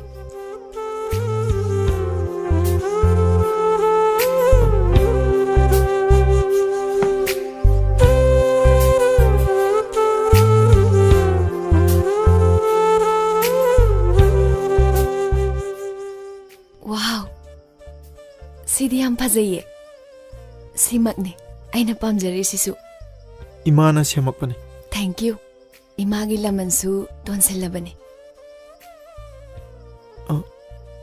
ꯑꯩ ꯅꯪꯉꯣꯟꯗ ꯋꯥ ꯑꯝꯇ ꯍꯥꯏꯖꯒꯦ ꯀꯩꯅꯣ ꯍꯥꯏꯌꯣ ꯃꯁꯤꯒꯤ ꯅꯥꯆꯣꯝꯁꯦ ꯏꯃꯥꯒꯤ ꯃꯃꯧ ꯑꯣꯏꯒꯗꯕꯤ ꯃꯤꯁꯛꯇꯨꯗ ꯆꯤꯜꯍꯜꯂꯣ ꯍꯥꯏꯔꯛꯑꯦ ꯀꯅꯥꯒꯨꯝꯕꯤ ꯑꯃꯠꯇꯒꯤ ꯅꯥꯞꯄꯗ ꯆꯤꯜꯍꯟꯒꯅꯣ ꯍꯥꯏꯔꯛꯑꯦ ꯏꯃꯥꯅ ꯅꯥꯆꯣꯝ ꯑꯁꯤꯅ ꯀꯪꯉ ꯐꯥꯎꯕꯗ ꯃꯅꯥ ꯑꯃꯠꯇ ꯆꯣꯏꯍꯟꯗꯅ ꯄꯣꯔꯛꯄ ꯉꯝꯕ ꯅꯨꯄꯤꯗꯣ ꯏꯃꯥꯒꯤ ꯃꯃꯧ ꯑꯣꯏꯒꯅꯤ ꯍꯥꯏꯔꯛꯑꯦ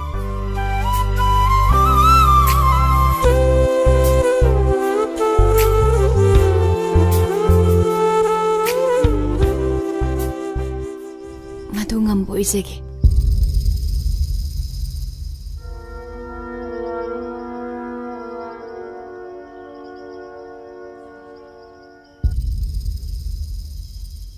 Bidu lah ini. Tuh. Lah itu ada. Jadi nak sunat na. Mana ni dah bidu ke lah ini jenang muda. Macam bidu je bukan. Kat ning ba. Tak salah sih dah. Gerak lo. Kukten je.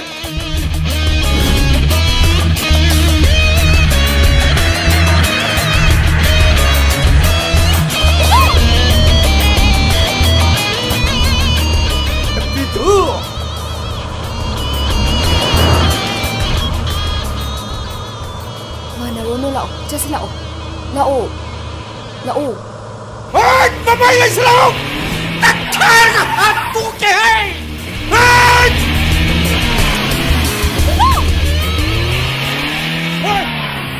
Kali kau naik dah bro? Ha? Yang bau bro? Ni usi tiro.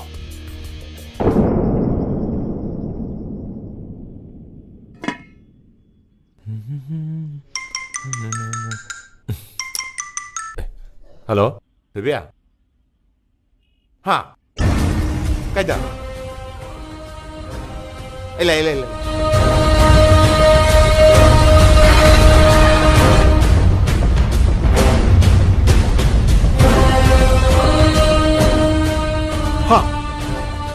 하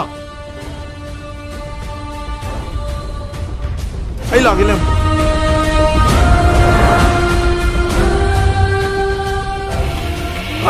카모! 아이! 옥도는 카모! 카모! 또 카모! 왜? 좀 봐! 좀 봐! 남자로 하시다! 타도!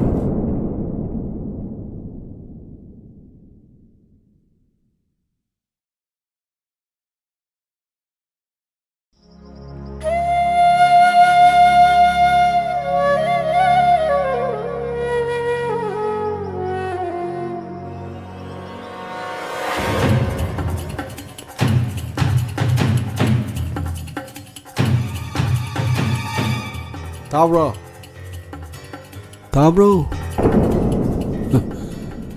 나चानुपा ngам도 고ꯊꯣꯔꯣ wari imte sana 이붕어 마디 나한 까나까나노 카라가 카는 세네 또부다기 윰시다 한질라키드레네 어이 나치누 깐가노 아이로 나चानुपा 망크러부 너네 정말 레이트 오거드로 하 오이드라 와니 야 고ꯊꯣรꯣ 아시행마니 이마나부 나코이데 미남거드로 아코이수 마부 티디부니 나코이나 마부 탱나라바디 이마 호이데 카라 시나비요 마차 티블라이바 코이데 뭐 마차 티로이 마차 시나비우가 지부 좀 브라바 에이 까나로이다 뻥쩍 쏘벌레 왕나띠다 야래 잠깐 팅고 내 탱남다 하고는 담뭐 나티나 티고 나코이니 다우리 시보카리요 뭐 찌러지 판이 하차라게 ꯊꯥꯊꯔꯛꯑꯒꯦ ꯅꯆꯥ ꯀꯥꯏ ꯂꯩ ꯏꯕꯨꯡꯉꯣ ꯑꯁꯦꯡꯕꯅꯤ ꯃꯍꯥꯛ ꯌꯨꯝ ꯑꯁꯤꯗ ꯂꯩꯇꯕ ꯑꯗꯨꯗꯤ ꯑꯩ ꯊꯤꯒꯦ ꯑꯗꯨꯗꯤ ꯑꯩ ꯊꯤꯒꯦ ꯌꯦꯡꯉꯨꯅ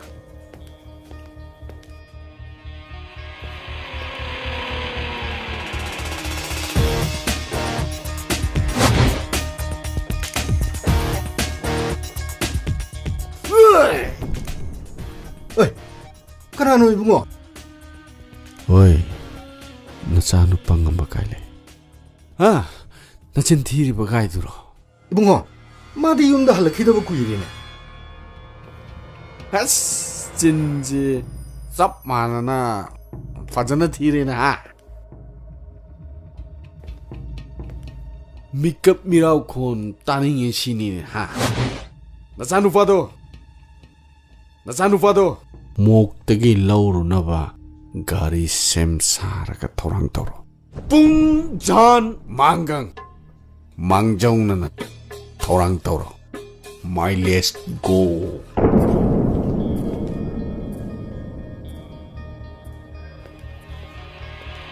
喂，刘大宝，这是喽。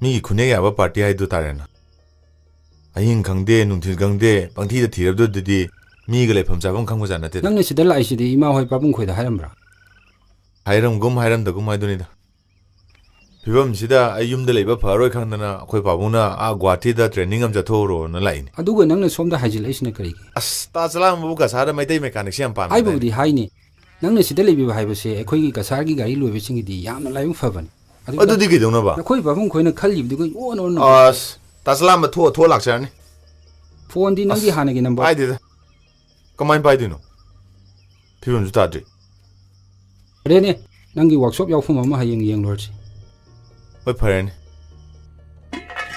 ꯍꯣꯏ ꯉꯁꯥꯏ ꯁꯤꯟꯕ ꯂꯣꯏꯔꯦ ꯀꯣ ꯍꯣꯏ ꯌꯥꯏ ꯌꯥꯏ ꯊꯝꯃꯣ ꯇꯥꯃꯦ ꯁꯤ ꯎꯔꯤꯗꯅ ꯁꯦ ꯁꯤ ꯌꯦꯡꯅꯁꯦ ꯁꯤ ꯀꯩꯅꯣ ꯅꯍꯥꯟꯒꯤ ꯀꯥꯡꯕꯨꯗꯣ MU ꯃꯅꯨꯡꯗ ꯆꯪ ꯌꯥꯗꯕ ꯑꯣꯔꯗꯔ ꯆꯦꯟꯅꯤꯁꯦ ꯁꯦꯀꯨꯔꯤꯇꯤꯗꯁꯨ ꯂꯣꯏ ꯄꯤꯁꯟꯒ ꯃꯥꯅꯦ ꯅꯍꯥꯟ ꯌꯥꯝ ꯇꯥꯈꯠꯄ ꯅꯨꯄꯥꯗꯣ ꯃꯃꯤꯡ ꯈꯣꯏꯃꯨ ꯀꯧꯏ ꯁꯤ ꯃꯃꯥꯡ ꯀꯌꯥꯝ ꯀꯩꯗꯦꯅꯤ ꯑꯩꯈꯣꯏ MU ꯃꯅꯨꯡꯁꯤꯗ ꯊꯤꯀꯥ ꯇꯧꯔ ꯂꯩꯔꯕ ꯑꯣꯏ ꯃꯥꯅꯦ ꯑꯗꯣ ꯃꯣꯏ ꯉꯔꯥꯡ ꯄꯥꯏꯕ ꯅꯣꯡꯃꯩꯗꯨꯒ ꯑꯁꯦꯡꯕ ꯑꯣꯏꯖꯥꯠꯂꯣ ꯁꯦꯡꯒꯦꯔꯥ ꯁꯦꯡꯉꯨꯒꯦꯔꯥ ꯆꯦꯜꯍꯧꯔꯤꯗꯨꯅ ꯐꯠꯇ꯭ꯔꯣ ꯑꯩꯈꯣꯏ ꯁꯦꯀ꯭ꯌꯨꯔꯤꯇꯤ ꯒꯥꯔꯗꯁꯤꯡꯗꯨ ꯀꯃꯥꯏꯅ ꯊꯥꯖꯜꯂꯤꯖꯥꯠꯅꯣ ꯃꯣꯏꯗꯤ ꯊꯧꯃꯤꯟ ꯆꯥꯃꯤꯟꯅ ꯂꯩꯔꯃꯤꯅ ꯑꯗꯨꯝ ꯆꯪꯍꯜꯂꯛꯏꯅꯤꯅꯦ ꯑꯩꯕꯨꯗꯤ ꯐꯩꯅꯤ ꯊꯣꯏꯕꯤꯗꯨꯅꯦ ꯑꯩꯅ ꯈꯜꯂꯤꯁꯦ ꯃꯥꯒꯤ ꯈꯟꯕꯗ ꯀꯣꯛꯁꯦ ꯎꯪꯉꯤꯁꯦ ꯐꯣꯟꯗ ꯄꯥꯎ ꯂꯧꯗ꯭ꯔꯣ ꯉꯔꯥꯡ ꯇꯧꯕꯅꯦ ꯑꯗꯨ ꯁ꯭ꯋꯤꯆ ꯑꯣꯐ ꯂꯩꯅꯤ ꯊꯣꯏꯅ ꯈꯜꯂꯧꯅꯨꯗ ꯊꯣꯛꯄ ꯃꯥꯏ ꯂꯥꯛꯆꯅꯦꯕ ꯑꯗꯣ ꯅꯪ ꯃꯄꯥꯟꯗꯤ ꯊꯣꯛꯂꯛꯑꯅꯤꯀꯣ ꯑꯩꯈꯣꯏ ꯃꯄꯥꯟꯗ ꯉꯥꯛꯀꯦꯕ ꯊꯣꯛꯑꯦꯀꯣ ꯇꯥꯃꯣ ꯄꯦꯟꯁꯤꯟ ꯐꯪꯕꯁꯤꯕꯨ ꯀꯌꯥꯝ ꯀꯨꯏꯕꯤꯔꯒꯦ 이보라 이거 사임 바로 이거 마망 제이 페바리 잡네 ꯑꯗꯣ ꯍꯧꯖꯤꯛꯄꯨ ꯀꯔꯤ ꯇꯧꯔ ꯂꯦꯟꯕꯤꯔꯤꯒꯦ 그스토리다 그동니 아이 이거 지가 또 올라가 뭐 얌 돌지 양바 에이 가리도 ям kuina sembro 야데 강아지 메이가 타고도 자네디 얘기하더라고 에이 자라 엔 제니랑 아주 kuina semba 마시 편에 보강이네 희장은 해 핵만큼이 마시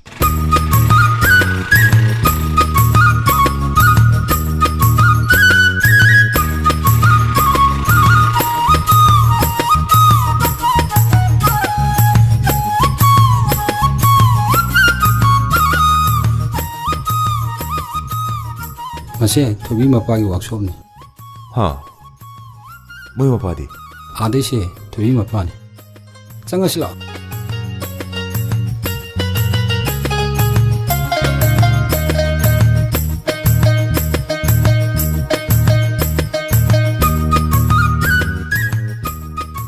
ꯄꯣꯠꯇꯤ ꯄꯥꯏꯕ ꯂꯦꯞꯇꯦꯅꯦ ꯆꯂꯥꯝꯕ ꯁꯤ ꯄꯥꯏꯗ꯭ꯔꯗꯤ ꯊꯕꯛꯁꯤ ꯉꯝꯗꯦꯅꯦ ꯉꯥꯏꯈꯣ ꯑꯇꯩ ꯂꯩꯔꯤ ꯑꯩ ꯏꯆꯥꯊꯣꯏꯕꯤꯗꯨ ꯀꯝꯗꯧꯔꯤ ꯀꯔꯤꯁꯨ ꯊꯣꯏꯗꯣꯛꯄ ꯇꯧꯍꯧꯗꯦꯗ ꯉꯝꯕ ꯁꯤꯗ ꯆꯪꯉꯣ ꯇꯥꯗ ꯃꯥꯁꯤ ꯏꯝꯐꯥꯜꯗꯩꯅꯤ ꯃꯃꯤꯡꯅ ꯇꯣꯂꯣꯏ ꯉꯝꯕ ꯀꯧꯏ ꯃꯌꯥꯝꯅ ꯉꯝꯕ ꯍꯥꯏꯅ ꯈꯪꯅꯩ ꯌꯥꯝꯅ ꯍꯩꯕ ꯃꯦꯀꯥꯅꯤꯛꯅꯤ ꯑꯗꯨꯕꯨꯗꯤ ꯆꯂꯥꯝꯕ ꯅꯪꯕꯨꯗꯤ ꯌꯥꯝ ꯊꯥꯖꯕ ꯏꯅꯥꯎꯅꯤ ꯑꯗꯨꯕꯨ ꯃꯥꯅ ꯊꯕꯛꯁꯤ ꯌꯥꯎꯖꯒꯦ ꯍꯥꯏꯔꯕꯅꯤꯅ 인터뷰 ꯑꯃꯗꯤ ꯇꯧ ꯇꯥꯏ ꯉꯝꯃꯒꯅ ꯑꯩ ꯁꯤꯗ ꯌꯥꯎꯔꯦ ngамꯗ꯭ꯔꯒꯅ ꯑꯇꯣꯞꯄ ꯀꯅꯥꯗꯅꯣꯃ ꯅꯪ ꯌꯦꯡ ꯇꯥꯔꯦ ꯅꯠꯇ꯭ꯔ ꯆꯂꯥꯝꯕ 오자 인터뷰 하이제 그런 막hal기 인터뷰는 오자 또 세 아강시나 파이리바 가리세 능 스타트 온 따홀로 다슬람 베일 라이브 암테 인제 잉어 마이 파오 에이 붕어 가리소 붕어 시당 따파일로 사람도 떨어져 에이 양이 오자 야니 떠도 떨어오네 스타트로 해브로 야니 떠도 떨어오네 아이고 떨어 야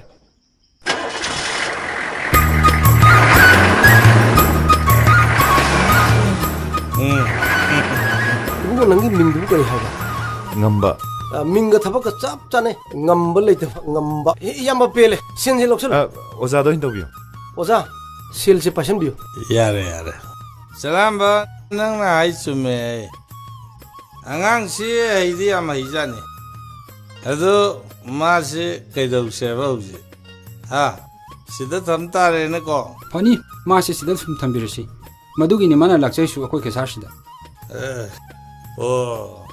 이붕아 오자 낭가 시대레로고 회자 아도 낭나 단바 파샤스네 브랜 리샤가 판가 투가 하웅 자톡시 회자 얌 누가이레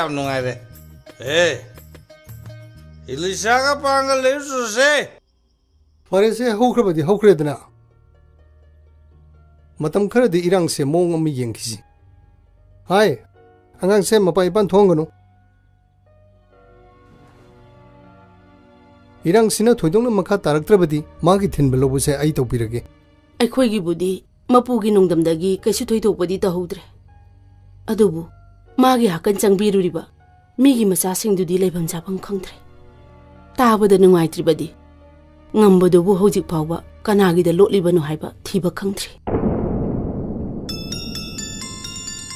ꯑꯁ ꯅꯈꯣꯏꯒꯤ ꯐꯣꯟꯁꯤꯗ ꯄꯥꯏꯕꯤꯔꯅꯨ ꯍꯥꯏꯕꯁꯤ ꯌꯥꯗ꯭ꯔꯦꯅꯦ ꯍꯥ ꯃꯗꯨꯗꯒꯤ ꯊꯣꯛꯂꯛꯏꯕꯅꯦ ꯇꯧꯅꯔꯤꯕ ꯃꯌꯥꯝꯁꯤ ꯑꯩꯅ ꯅꯍꯥꯟ ꯍꯥꯏꯕꯗꯨꯅꯦ ꯑꯍꯤꯡ ꯅꯣꯡꯌꯥꯏ ꯐꯥꯎꯕ ꯐꯣꯟꯗꯨꯗ ꯃꯔꯨꯝ ꯁꯣꯟꯗꯅ ꯑꯗꯨꯝ ꯂꯩꯕ ꯍꯧꯖꯤꯛꯇꯤ ꯀꯔꯤ ꯁꯥꯔꯦ ꯃꯤꯒꯤ ꯃꯃꯥ ꯃꯄꯥꯗꯨꯅ ꯑꯩꯈꯣꯏꯕꯨ ꯀꯔꯤꯅꯦꯅ ꯍꯥꯏꯔꯝꯗꯣꯔꯤꯒꯦ ꯌꯥꯔꯦ ꯇꯣꯛꯑꯣ ꯃꯈꯥ ꯇꯥꯔꯅꯨ ꯑꯉꯥꯡꯗꯤ ꯑꯉꯥꯡꯅꯤꯗꯅ ꯊꯣꯏꯕꯤꯅꯪꯒꯤ ꯃꯥꯝ ꯂꯩꯔꯤꯁꯤꯗꯤ ꯏꯆꯥꯕꯨ ꯄꯪꯂꯥꯛ ꯂꯥꯛꯆꯕ ꯌꯥꯕ꯭ꯔꯥ ꯆꯣ ꯅꯅꯤꯒ ꯆꯥꯛ ꯆꯥꯊꯣꯛꯃꯤꯟꯅꯔꯣ ꯅꯪ ꯉꯔꯥꯡꯁꯨ ꯆꯥꯗꯦ ꯍꯥꯏ ꯃꯃꯥ ꯑꯩ ꯀꯣꯡꯕꯥꯎ ꯆꯠꯂꯨꯈꯤꯒꯦ ꯍꯣꯏ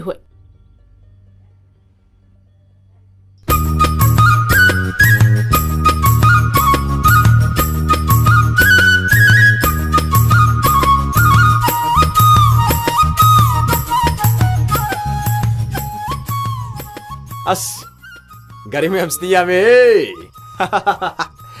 tato poke kunga uks dadi gari me hamse sema da matam kya sang ni wait a one kana no mechanic anu bom jabu ida ha hoi ni o ano om lai imphal dagi ni ma lak bidini gari mayam lai se oh keno tato pok ngasti yam normal da lermina ibunga mana pai drabo ai khar sathar moi par kamai tabuno ibunga dana yamba mahi gam ta paidra gari me yam se paina na bo hona bada yamba chaba thap ka gam ta sangdre kam kurugine kure asi mechanic si yarok padage hida kam ta paidra jani ai lavdina masa ta di paijidna yamba paidra roine ko workshop se ta mahi paidra noi kai dro mo pairo slo tato bu tu no da masam ta repair palo han gi ba tato bu yadrabdina ai mafam yang ge hawre ge ko ibu salo di salo dra karam phumu ge ere ibu kai no da salo di salo dra ai ni ta tu ya de na hai de na kai no na do sadro kai no nang do mi stro salo di salo dra masi han pa kap khali ni kap phar kai di no ha mi ya da mo hum si dak tak ching ge hai ro nani ngang do wa tri mangang jiu nana pali do ta dre ibu oh fare nang ai cheso mi workshop to bu si dak tak ching ge ya dra ga lengo as kari no man to je wa kan na ta de da asomdan maro ma thiek ngen phone au ko taw sele khoi mo nang ko ai na koi la la di nang yung kai ba soi roi khoi mo Karino! Yung may jak pa doon, pagkaw na gaw dito ba? As! Nang mo na han phone da khang na ba nupi du nga siu da si hai da ni nang ba? Eh, kawe! As! Ay nupidugi mamanabi mo wanggoy da leidana. Adu chen-gre. Adu hang machat ni na maju hobe taw ba. Adu na chak so mung thong ba aina. As! Pung du kya tar gyong? Aya! Eh, ay thun lo chala ke. Ay thun. Chalo, chalo.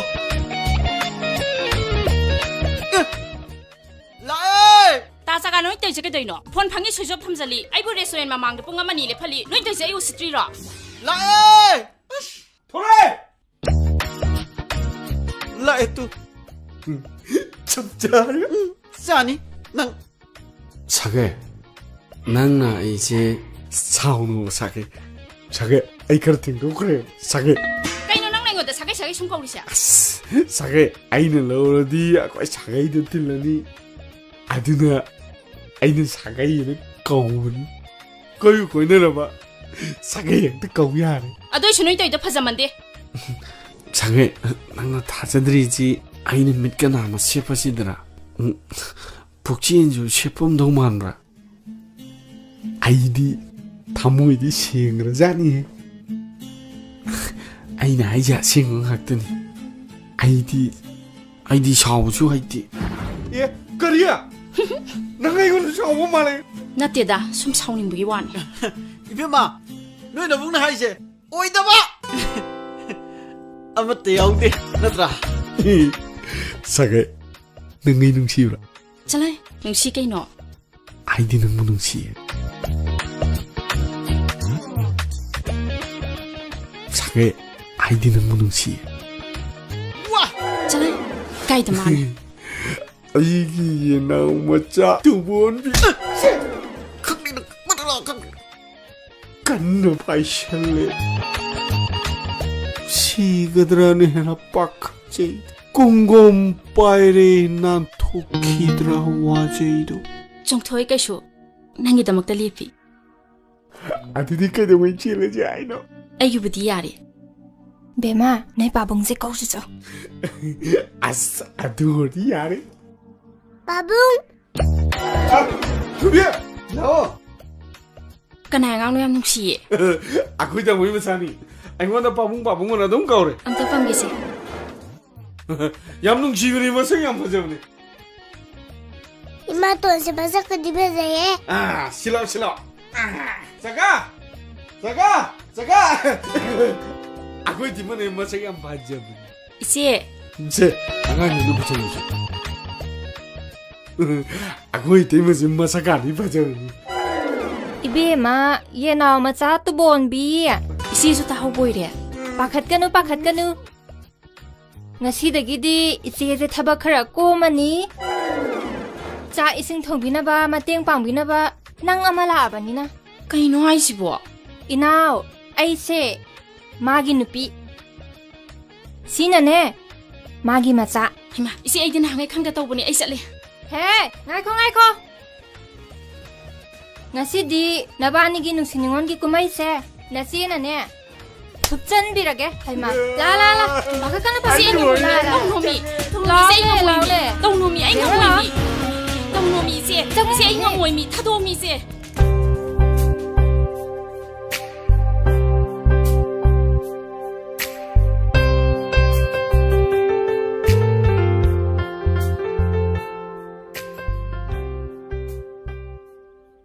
Phone switch off to di ke gina. Inina phone pahendre. Hojikti manamanin naidaram nim pahan yarin. Inina yadabduda ai shudum phone do logi hydraba. Adudi akhoni kamai paw phongno doiba. Matam kharadi khangmina kise. Nangdi khang yam kallida.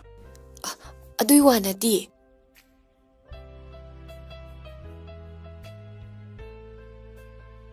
Ado nan thok dok thok mi tu da nanga hanmina gi du kana.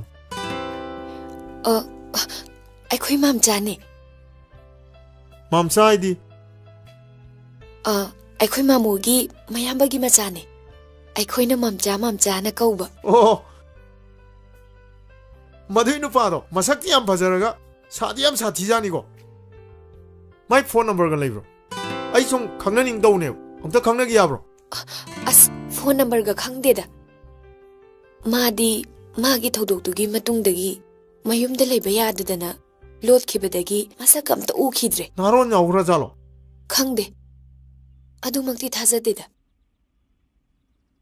달라메 아이 노기 마니푸르세 얌 레이닝암바네 아두부 레이닝바기 ඛꯧලාꯝꯕ ꯄꯨꯝꯕ ꯃꯌꯥꯏ ꯂꯣꯏꯅ ꯆꯝꯈ꯭ꯔꯦ ꯀꯩꯁꯨ ꯂꯩꯇꯕ ꯊꯧꯗꯣꯛꯇꯨꯗ ꯑꯗꯨꯌꯥꯝ ꯈꯟꯖꯟꯕ ꯍꯧꯅꯗꯦꯗ ꯑꯩꯈꯣꯏꯅꯗꯤ ꯂꯩꯔꯩꯕꯥꯛꯅꯦꯅ ꯈꯟꯖꯔꯨꯕ ꯃꯅꯤꯄꯨꯔꯁꯦ ꯁꯥꯔꯝ ꯆꯠꯆꯠꯄ ꯍꯤꯡꯁꯥ ꯍꯩꯇꯝꯕꯒꯤ ꯃꯀꯣꯜ ꯑꯣꯏꯔꯝꯃꯦ ꯂꯝꯗꯝꯁꯤꯗꯗꯤ ꯅꯨꯄꯤ ꯑꯣꯏꯕꯤꯁꯤꯡꯒꯤ ꯏꯀꯥꯏ ꯈꯨꯝꯅꯕ ꯑꯃꯠꯇ ꯂꯩꯇꯦ ꯃꯤꯍꯥꯠ ꯃꯤꯄꯨꯟ ꯇꯧꯕ ꯃꯤꯑꯣꯏꯕꯒꯤ ꯄꯨꯟꯁꯤꯕꯨ ꯃꯃꯜ ꯂꯩꯇꯅ ꯈꯜꯂꯦ ꯆꯣꯏꯅ ꯈꯨꯟꯗꯥꯈ꯭ꯔꯕ ꯃꯩꯇꯩ ꯏꯔꯩꯆꯥꯁꯤꯡꯅ ꯈꯜꯂꯝꯕꯒ ꯂꯝꯗꯝꯁꯤꯗ ꯑꯣꯏꯔꯝꯂꯤꯕꯁꯤꯒ ꯌꯥꯝꯅ ꯇꯥꯏꯑꯣꯟꯅꯔꯦ ꯊꯣꯏꯕꯤ ꯅꯪꯗꯣ ꯌꯥꯝ ꯁꯦꯔꯤꯌꯁ ꯑꯣꯏꯃꯟꯈ꯭ꯔꯦ ꯃꯤꯁꯨ ꯁꯥꯁꯨ ꯆꯞ ꯃꯥꯟꯅꯔꯕꯁꯤꯗ ꯃꯤꯅꯤ ꯁꯥꯅꯤ ꯀꯔꯝꯅ ꯈꯟꯗꯣꯛꯑꯣ ꯍꯥꯏꯔꯤꯕꯅꯣ ꯊꯣꯏꯕꯤ ꯔꯤꯂꯦꯛꯁ ꯅꯪ ꯌꯥꯝ ꯂꯨꯅ ꯈꯟꯖꯤꯜ ꯃꯥꯜꯂꯦ ꯁꯦ ꯑꯩ ꯋꯥ ꯍꯥꯏꯒꯦꯁꯦ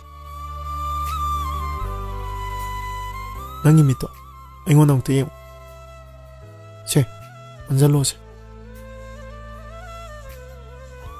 ꯅꯪ ꯑꯩꯕꯨ ꯅꯨꯡꯁꯤꯕ ꯅꯠꯇ꯭ꯔꯥ ꯅꯨꯡꯁꯤ ꯅꯨꯡꯁꯤꯕꯒꯤꯗꯃꯛ ꯃꯤꯑꯣꯏꯕ ꯈꯨꯗꯤꯡꯅ ꯉꯝꯃꯣꯏꯗꯕ ꯑꯃꯠꯇ ꯂꯩꯇꯦ ꯅꯪꯒꯤꯗꯃꯛ ꯑꯩ ꯂꯩꯁꯤꯅꯦ ꯑꯩꯒꯤꯗꯃꯛꯇꯗꯤ ꯅꯪ ꯂꯩꯔꯔꯣꯏꯗ꯭ꯔꯥ ꯀꯔꯤꯒꯨꯝꯕ ꯑꯩꯕꯨ ꯍꯨꯟꯗꯣꯛꯑꯝꯃꯒ ꯑꯇꯣꯞꯄ ꯅꯨꯄꯥ ꯑꯃꯒ ꯅꯨꯡꯁꯤꯅꯈ꯭ꯔꯗꯤ ꯑꯩꯗꯤ ꯁꯤꯅꯤ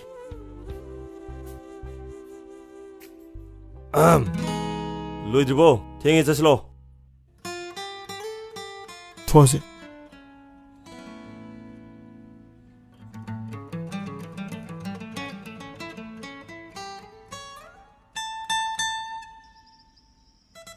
तादा आई वर्कशॉप से मफम चाबा मा येंगा होंदोक्तबा याद्रे आई जगह से याम सिले अखोई ngamba से लाकपदगी गाड़ी सेंब लाखिबसिना थमंगा लेबा जानते होंगबुदि याइने पैसा की वाने बिजनेस तौरिने न तौरिमनि न तादा पुबरा लाकपरा सोटपरा कैनोम तौदना ngamnaba honaba तारेदना तादा होइने अदुबुदि याइने मिंगोंदु पैसा पोरगा वर्कशॉप दु साजलरगा अदगी ngamung चकरी कमाई दुइबा तादा मा अदु बाउती तौदो मानते मसिंग आंगजी मबुकचिन याम सेंगी हाना लेरंबा तै बेकांगनि सिंगा ओंथोंना खेनागरे अस मपुंग मपाउना फरिबा सुबा नोमबसिना कल्लिबा मबुंग मपाउना फरिबा मसिंग आंगजिदि लाइन पिरकपा आंग बुक पाने लाको चांग बागिसे या मंगसिदि वर्कशॉप कोमत चत्रब्रा आरो दिदि एकता चाइ दियो Ibungo यामबसी ngamba lakpadagi mapan thokpa khara ngamjare mirak tinba khara yaujare yamana naw gari se ngamna sembadi chekbo komta lawgidre mase haidi hijani ko haidi hijani yam higaram jani mana sembasi complain kaya lakande kaya salamba sina kadai de ino mani matum khullaga ingonda sina salame ai mase akoi sai kasanu pim piduini ko तादा युमदगी phone अम लाई चाक समत पाजररो कोन पाजरगे को आई गसिदि चलगे ओरेदना तौरिसे अफबा हाइसिदि मीना पांबा कलकबा हौना साने कानादे तोंपोक ngambase nangida maratana honasi होइने तादा अरे इजा मगदि नतमनिना खामु याबा नते दो तोंपोक यम्बोम हाइगे नंग मुना कल्लो नंगिन साने बिसे मंगोनि पिरसी अदु दिने नपान चासु काइनदेदना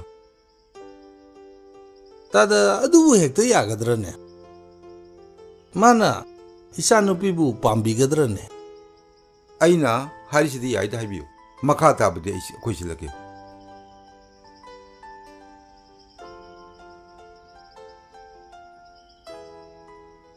तादा ननाउगी बुदि याजरा तादा न फनबा सिनबिरोने फरेने यारे खलो अइना थोप फन सिलगे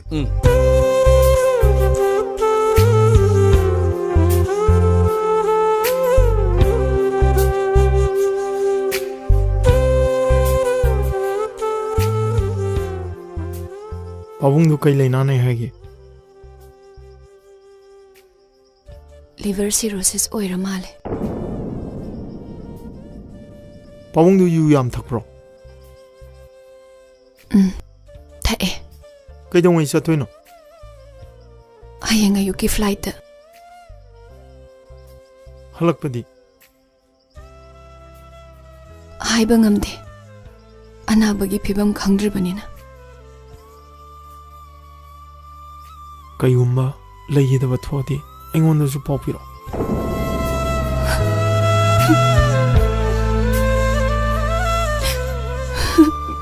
थोइबे आई एम सॉरी आई हाइरोइदब वामा हाइदोखरे से कपनोबा पाबुंग नाबदबु कइदोवै चलोइदोइनो चटकदबने हयेंग चटपा हाइबदो टेक्ता काइदबो ओयुको मपुगी थौजालदगी पाबुंग फरक पोइसनो अइना कईगुम्बा हलकपा याद्रदी नंग कसारदा लाकद्रा लाकनी आई सोइदना लाकनी नंगना तोपा मदा युम पालमदी आई केदौनी खंगरा नंग शिनी अदुने अदुमदी कावनो नपीदो तैसो चन्नब तौसे हयेंग चन्नी हाइरोनिना खर ngana हन्नब तौसे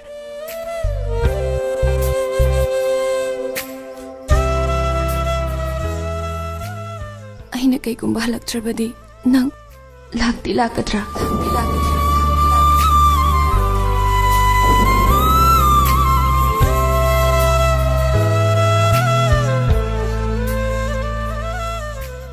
आई लाकनी सोइदना लाकनी हयेंदी थिनबा लाकपा ngमोइदबनिना ngasi गेट फुक थिनदोके लाओ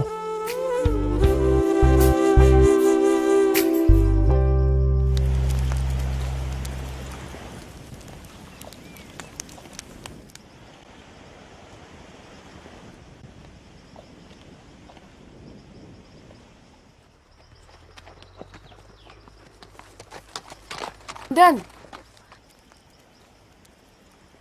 Tije nang la aba.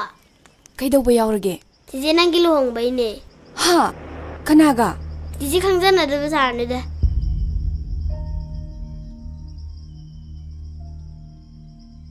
Hey, ngang sa adagi si kamaina. Hey, ibema, nang husite lai ro. Baba, noi dei se kaino. Kaino haibane noi dei se. Baba na haiba matamda. Aina karama matamda yada ba yaukhrage. Baba nai haibadaine. Ai luhongbasi haba ngamoi. Ipa kaidoroge? Isa thoibi. Nang ta tapthago. Ipa na silise. Nangi damoktani. Lamsang lakpagi waramani. Napina rondong ta hana hongdo ugo. Aduga ne ingna wari sasi. Baba, nasabu baba na haiba matamda karama matamda yada ba yaukhrage. Kaigino? Baba na nasada minamlaga silamliba thaurangsibu. Ibema. Aina tawriba thabakse isagi yai phanabagi damoktani. Se sango sango sango imung da phamam nang lam sang lak pagi waramani ba amur ka haidu ki ko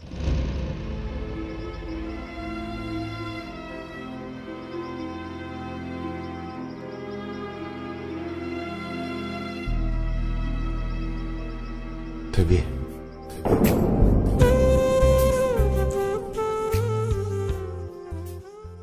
Tangamba Noi pabuna siliba nang ay iluhong masya nang yaning da pam da ler kadi angon de taseng na yo ai ke sorry adu nang kalo munna kalo ngasi ayeng sima munna kalo adu nang gere pado angon na kangalo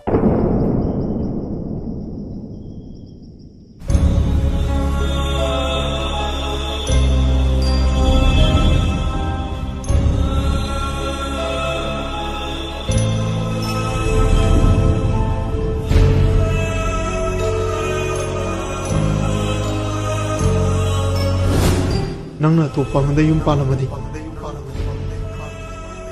आई केदौनी खंगरा नंग शिनी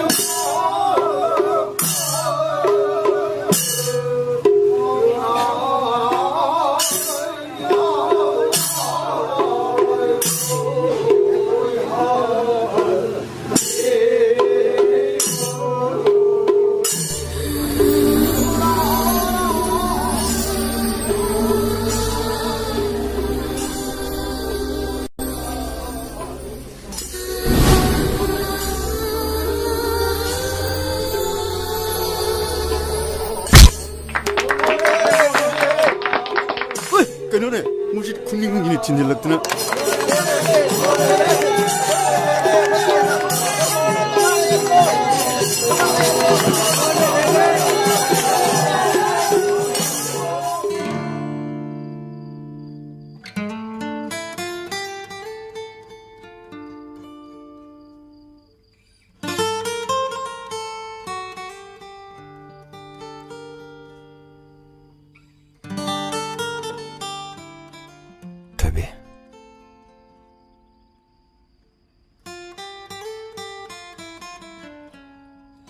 ꯅꯪꯁꯤ ꯌꯥꯝ ꯐꯖꯩ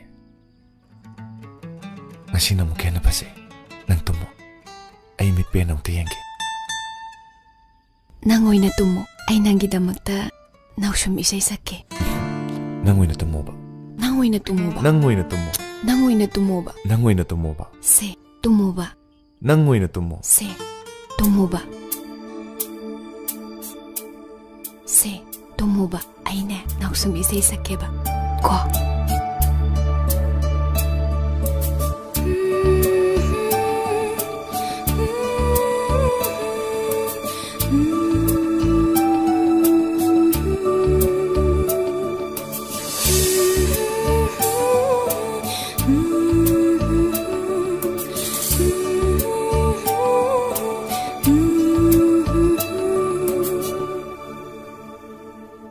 ꯅꯪꯒꯤ ꯅꯥꯎꯁꯨꯝ ꯏꯁꯩ ꯂꯤꯁꯤꯡꯅꯁꯨ ꯉꯁꯤꯗꯤ ꯑꯩꯒꯤ ꯃꯤꯠꯁꯦ ꯎꯏꯁꯜꯂꯣ ꯍꯥꯏꯕ ꯌꯥꯔꯣꯏ ꯊꯣꯏꯕꯤ ꯅꯪꯒꯤ ꯃꯤꯠꯌꯦꯡ ꯅꯪꯒꯤ ꯃꯤꯅꯣꯛ ꯑꯩꯅ ꯇꯣꯏꯅ ꯎꯔꯦ ꯅꯪꯅ ꯀꯞꯄ ꯅꯪꯅ ꯁꯥꯎꯕ ꯑꯩꯅ ꯇꯠꯇꯅ ꯊꯦꯡꯅꯔꯦ ꯉꯁꯤꯗꯤ ꯅꯪꯅ ꯅꯤꯡꯉꯥꯏꯗ ꯇꯨꯝꯕꯗꯨ 이미치 비나 인적이 Hatiana malimbu Mikuptana yang bagum Yang janingi ay sulambu Imitsi kuptana Ngasih hayang kamda bang yoy pokni Hinga matasu tunjeru Yang duna ninjagi Nanggi mino ay natula uri Nang nakapa, nang nasawa ay natatana tinari Tiana malimbu Mikuptana yang bagum Yang janingi ay sunambu Imitsi kuptana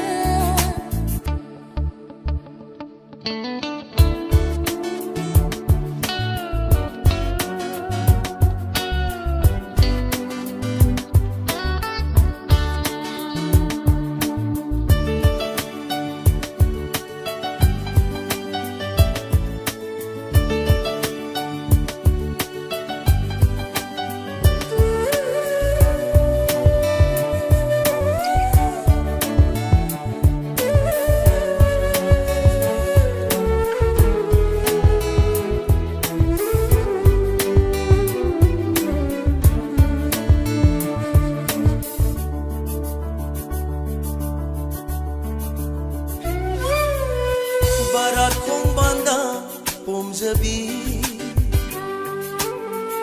ꯅꯪꯒꯤ ꯂꯩꯅꯝꯗ ꯉꯥꯎꯖꯔꯛꯄ ꯄꯨꯟꯁꯤꯅꯤ ꯕꯔꯥ ꯈꯣꯡꯕꯥꯟꯗ ꯄꯣꯝꯖꯕꯤ ꯅꯪꯒꯤ ꯂꯩꯅꯝꯗ ꯉꯥꯎꯖꯔꯛꯄ ꯄꯨꯟꯁꯤꯅꯤ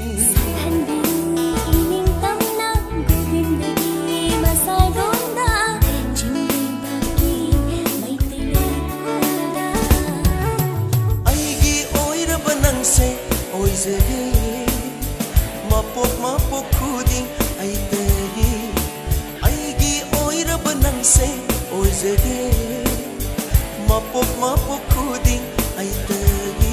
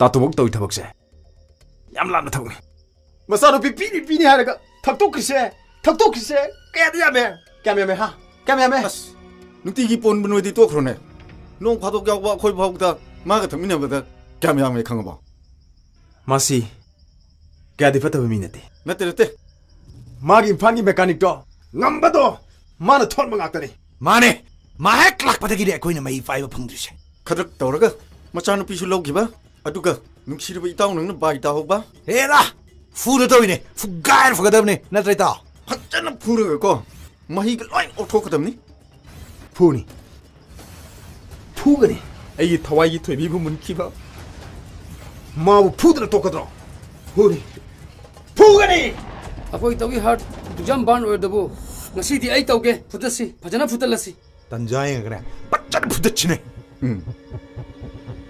fugadam nate hat kadam ne masi grabdi ai nong lo ya dana yai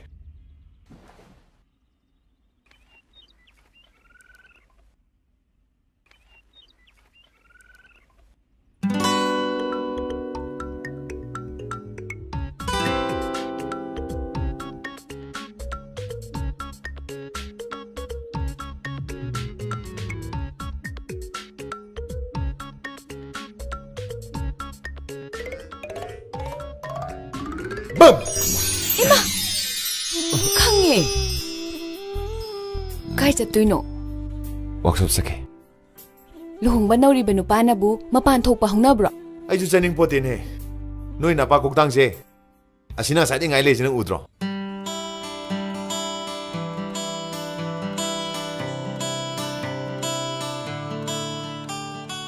ngamba pavo noi bo hogotri brane hauji bawa tinge ne tare dana adu nakhuttu teksanagera nakhongdu teksanagera ama tawraga lebe yadabra ba hayeng madu khanga chop to sok budine nang ko haibe yadro thole pavo thoro eh ꯑꯩꯅ ꯀꯃꯥꯏ ꯍꯥꯏꯗꯣꯏꯕ ꯄꯥꯕꯨꯡ ꯋꯥꯛꯁꯣꯞꯁꯦ ꯄꯥꯕꯨꯡ ꯏꯊꯟꯇꯅ ꯍꯧꯔꯛꯄꯅꯤ ꯑꯗꯨꯅꯅꯦ ꯅꯆꯥꯅ ꯅꯧꯔꯤꯉꯩ ꯃꯇꯝꯁꯤꯗꯗꯤꯅꯦ ꯄꯥꯕꯨꯡꯅꯅꯦ ꯃꯥꯕꯨ ꯄꯨꯕꯤꯔꯨꯔꯅꯨ ꯄꯥꯕꯨꯡꯅ ꯃꯇꯝ ꯈꯔ ꯍꯣꯠꯅꯕꯤꯔꯣ ꯁꯤꯀꯣ ꯍꯥꯏ ꯂꯣꯏꯔꯦ ꯌꯥꯔꯦꯕꯣ ꯍꯦ ꯉꯝꯕ ꯑꯩ ꯆꯠꯂꯝꯗꯥꯏꯁꯤꯗ ꯑꯣꯏꯅꯔꯤꯕ꯭ꯔꯅꯦ ꯄꯥꯕꯨꯡ ꯊꯣꯔꯛꯑꯣꯅꯦ ꯊꯣꯛꯂꯛꯑꯦ ꯄꯥꯕꯨꯡ ꯍꯣꯔꯦꯟ ꯆꯥꯛ ꯈꯔ ꯉꯟ ꯊꯤꯜꯂꯛꯎꯀꯣ ꯀꯩꯅꯣ ꯆꯣ ꯆꯥꯛ ꯉꯟ ꯊꯤꯜꯂꯛꯎꯀꯣ ꯅꯪ ꯅꯨꯡꯉꯥꯏꯈꯤꯗ꯭ꯔꯦꯗ ꯅꯣꯏꯁꯤꯗꯤ ꯅꯣꯡꯉꯥꯜꯂꯦ ꯊꯣꯡ ꯍꯥꯡꯗꯣꯛ ꯊꯣꯔꯛꯑꯣꯅꯦ ꯋꯥꯛꯁꯣꯞ ꯊꯦꯡꯃꯜꯂꯦꯅꯦ ꯍꯦꯃꯟꯈ꯭ꯔꯦꯅꯦ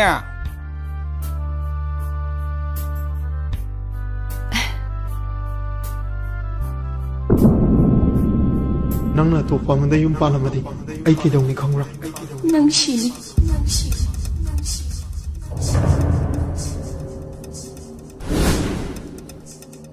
ꯑꯩꯅ ꯀꯩꯒꯨꯝꯕ ꯍꯜꯂꯛꯇ꯭ꯔꯕꯗꯤ ꯅꯪ ꯂꯥꯛꯇꯤ ꯂꯥꯛꯀꯗ꯭ꯔꯥ ꯑꯩ ꯂꯥꯛꯀꯅꯤ ꯁꯣꯏꯗꯅ ꯂꯥꯛꯀꯅꯤ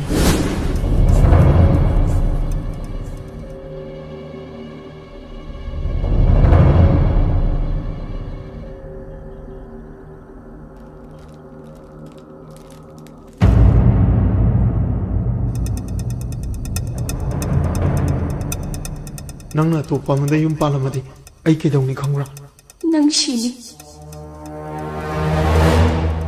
ꯑꯩꯅ ꯀꯩꯒꯨꯝꯕ ꯍꯜꯂꯛꯇ꯭ꯔꯕꯗꯤ ꯅꯪ ꯂꯥꯛꯇꯤ ꯂꯥꯛꯀꯗ꯭ꯔꯥ ꯑꯩ ꯂꯥꯛꯀꯅꯤ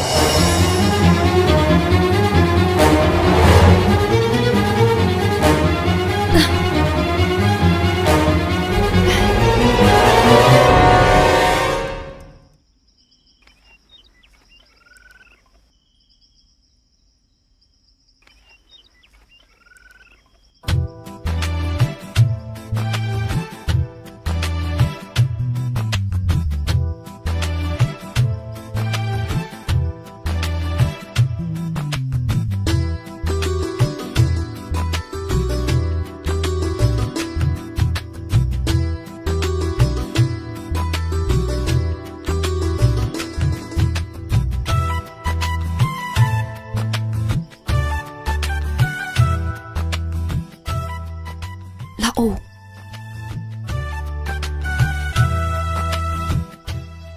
ꯑꯁ ꯂꯥꯛꯑꯣ ꯍꯥꯏꯕꯅꯤ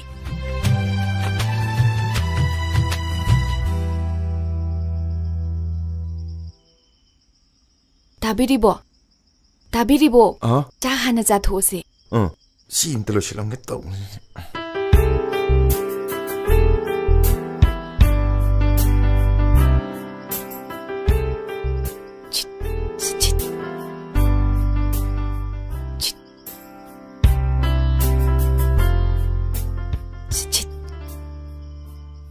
차로 실어 오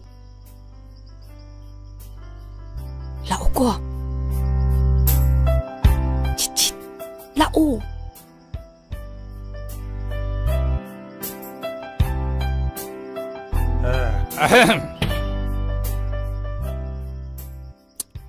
만ung기 tabak dilo erap ni hay. Ngamba. Thau budi lo sileda. Sakya to zina. Lala kusa kam to islam. Horen class sidang tai to silagane. Adum yarni da. Chaksa ko umta chathogi. Funny funny.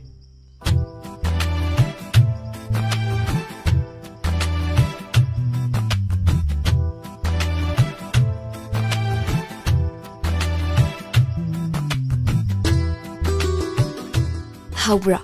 하우이.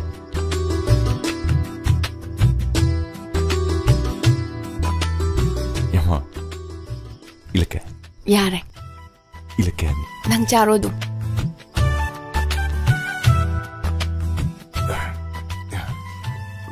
이승 닭젤로.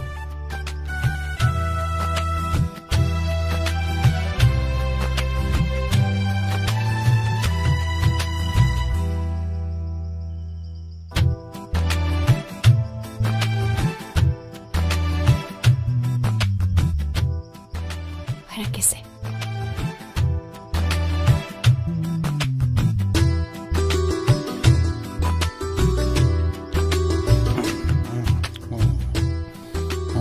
Ông yêu cái này.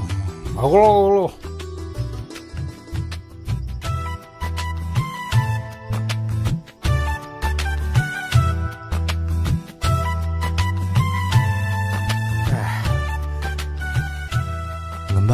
ꯍꯥ ꯑꯁꯤꯕꯨ ꯅꯪ ꯅꯨꯄꯤꯔꯣ ꯑꯣ ꯃꯥꯅꯦ ꯃꯣꯏ ꯄꯥꯕꯨꯡ ꯅꯆꯥꯅꯨꯄꯥꯅ ꯑꯁꯨꯛ ꯀꯨꯏꯕꯁꯦ E ꯄꯥꯎꯒ ꯑꯝꯇ ꯐꯥꯎꯔꯛꯇꯕ ꯃꯈꯩ ꯀꯗꯥꯏꯗ ꯀꯔꯤ ꯇꯧꯔꯤꯕꯅꯣ ꯍꯥꯏꯕꯁꯦ ꯀꯔꯤꯝꯇ ꯊꯤꯕꯤꯔꯔꯣꯏꯗ꯭ꯔꯣ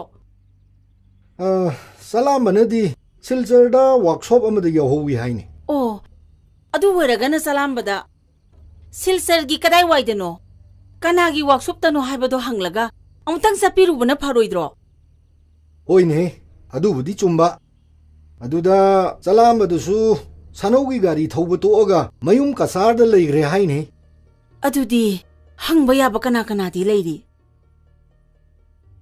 ꯁꯨꯝꯗꯧꯔꯒꯦ ꯀꯁꯥꯔꯗ ꯀꯅꯥꯅꯣꯃ ꯊꯥꯔꯒ ꯆꯂꯥꯝꯕ ꯊꯤꯍꯜꯂꯒ ꯃꯉꯣꯟꯗ ꯍꯪꯕ꯭ꯔꯥ ꯅꯠꯇ꯭ꯔꯒ ꯃꯥꯒ ꯂꯣꯏꯅꯅ ꯊꯤꯍꯟꯕ꯭ꯔꯥ ꯑꯃ ꯇꯧꯔꯒꯦ ꯑꯗꯣ ꯃꯤ ꯊꯥꯒꯗꯕ ꯑꯣꯏꯔꯕꯗꯤ ꯈꯤꯇꯪ ꯊꯨꯅ ꯊꯥꯕꯤꯌꯨꯀꯣ ꯀꯔꯤꯒꯨꯝꯕ ꯏꯆꯥꯅꯨꯄꯥꯗꯨꯅ ꯐꯠꯇ ꯅꯨꯡꯗ ꯊꯣꯛꯈ꯭ꯔꯕꯗꯤ ꯅꯤꯡꯉꯝꯍꯧꯔꯣꯏ ꯍꯥꯏꯕ ꯊꯥꯔꯒꯦ ꯊꯥꯔꯒꯦ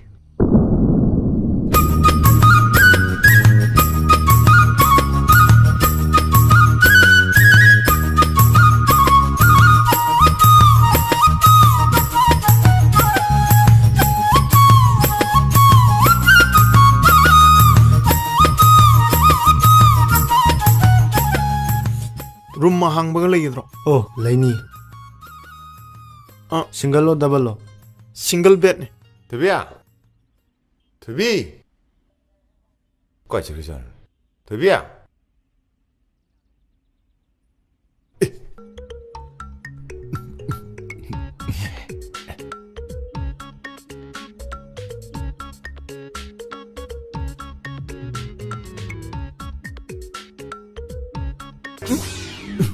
Kanano? Tado! Kanano? Yeah. Chua! Nang asay na chakra dudi. Nang di kamay layrami ba? Nang udra di lingam daba. Atoy laini. Chalaroy. Sunga chalaroy. Chua! Oy bagira ne. Pagi dawnida. Pabuna nga si Dili Sasasi ngalir mo laini. Adudi ay nalayri mayam sidi kana chadoy ba? Masina yang chataredana. Masina ay lakpay lisa chataredana. Baba de halakiroydro. Haidoy. Si, hayro ba? Haido di kitok siya no. Chua! Sino pa sidi ba?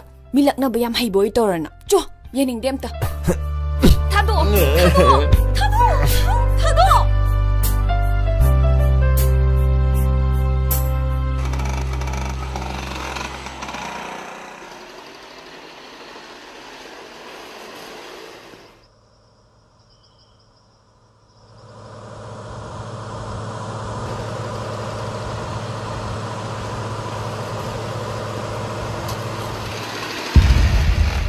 Ngaiko, come.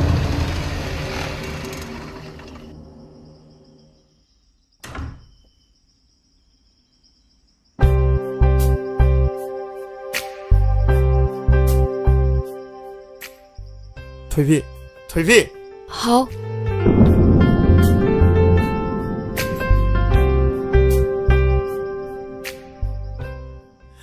Ai lai. Talamay.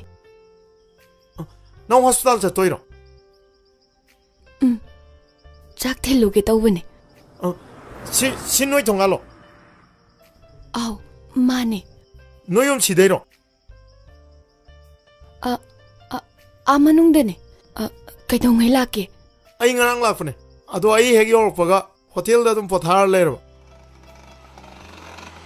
Oto. Talamay. Ay saksi thin ba thank you dore. Ay hospital dagi halaga. Horen hotel do ina unarase. Karamba hotel da lege. Room number D. Hotel Rose Valley. Room number 101. Horen unarase. Ay cha ukige.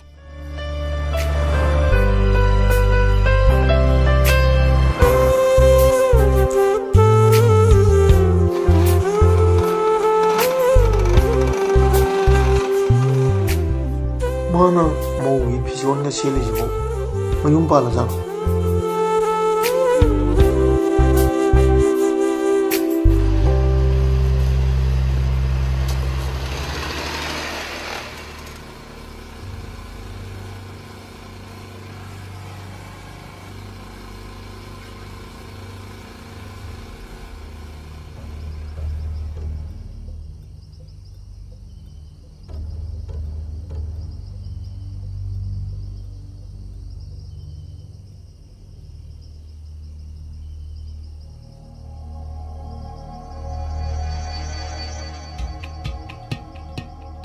I line आई line थोबिया थोबी हाउ कईदोरगे नंबो नसा ngамद्रबो अदम पथरी दो कईदोरगे बा हक्सांग ngamdaba nate nungsa samanbaduda kokse ngauri ngauri tauba अदु रगना फसम पोतारोदना आई गौरे हान मिनरगसे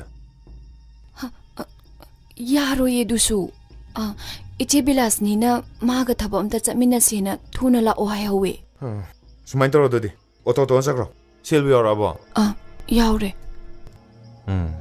जोसो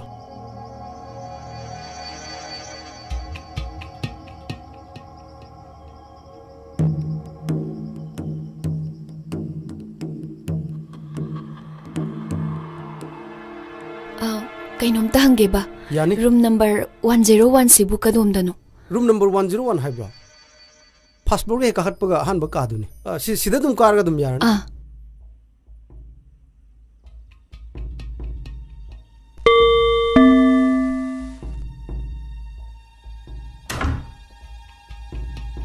Thủy lo trong vô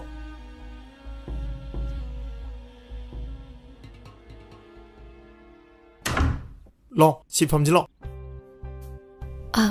yarane ai sida oina dum phamage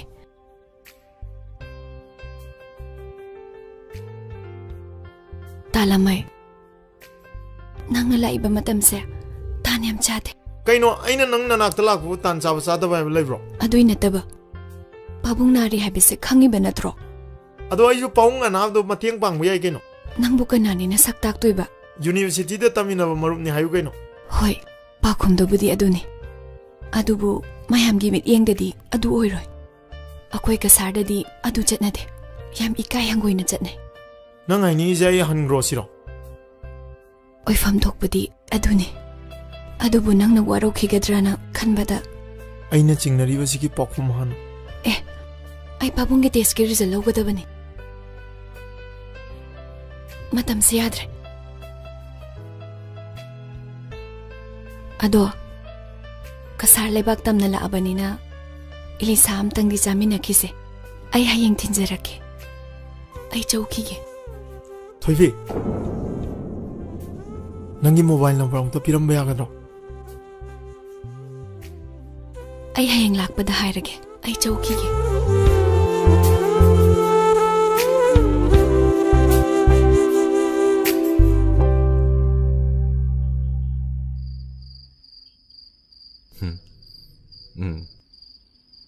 Boboy oi dori. Boboy. Boboy.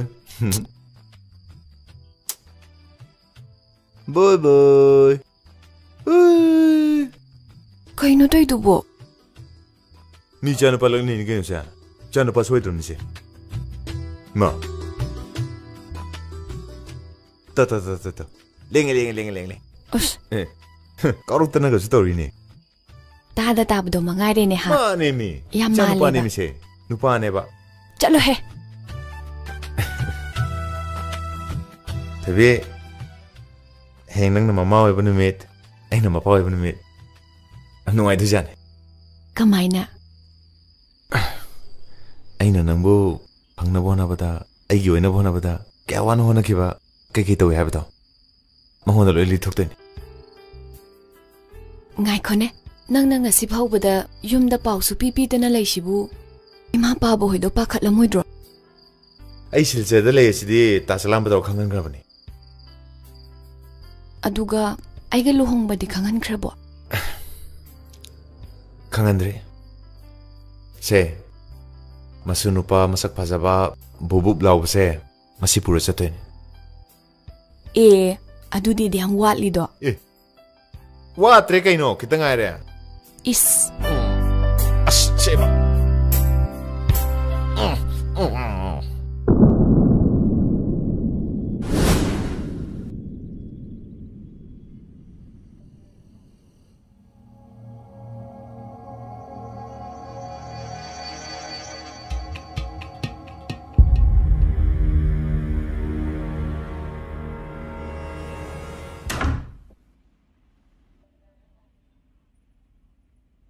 Ilisadubu haubra. Sadre. Kaigino. Nanga samina ge nang ngai bane. Nangi saba mati sada bana natti. Ai di chare. Nang ngai nak ta phamaga ai bu pijabado adu pamne. Nang na pamli aduma. Ina hena tawsaningi pangaktani. Namba. Namba. Nang sinam tholo wa ma gine. Kedroge. Nam tholo ba. Kedroge. Nang nupi do ai hotel dana. Nupam ko unhori. Kaino ai sibo. Hujik su unhori.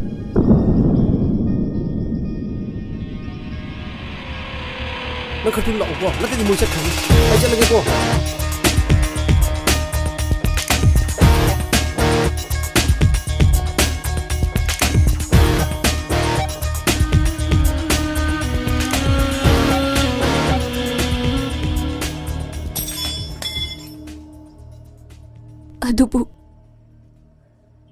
Adu kaidoraba. Ayun pala.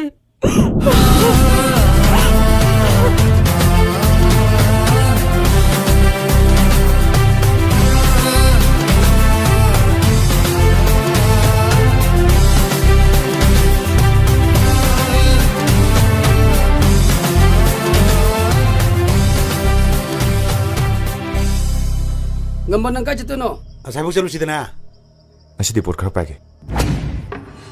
Hey, mau plan toro mafam si poro.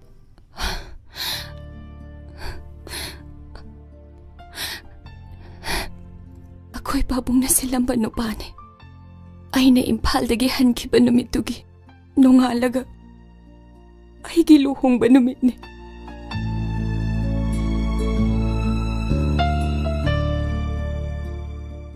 Nangbo, imagi mamong oiva ngamnena. Takilay, na 좀 진키면 하다. Ay ngamni kanda na jinkiba ni.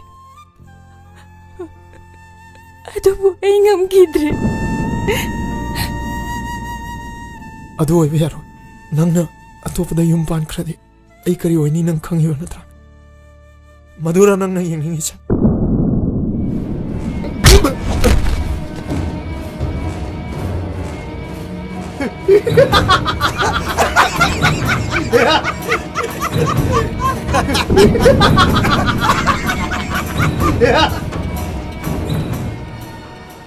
Nang takkani fajjana thakthaba tare nang. Ngasidi Imphal macha nang lafuda mon khang tare na. Kaino tise? Tise kaino? Hey, kaino de kaino? Nang namar moraga. Ai to bi busu ai ngon de laga mullaga pukhiba. Hey, masi me dekhango. Thobi do. Mau wereso. Ai nongo to isilongni.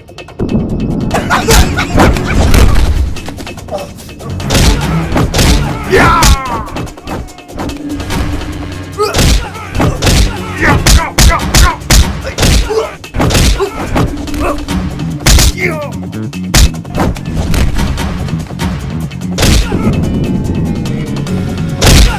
Come on, say.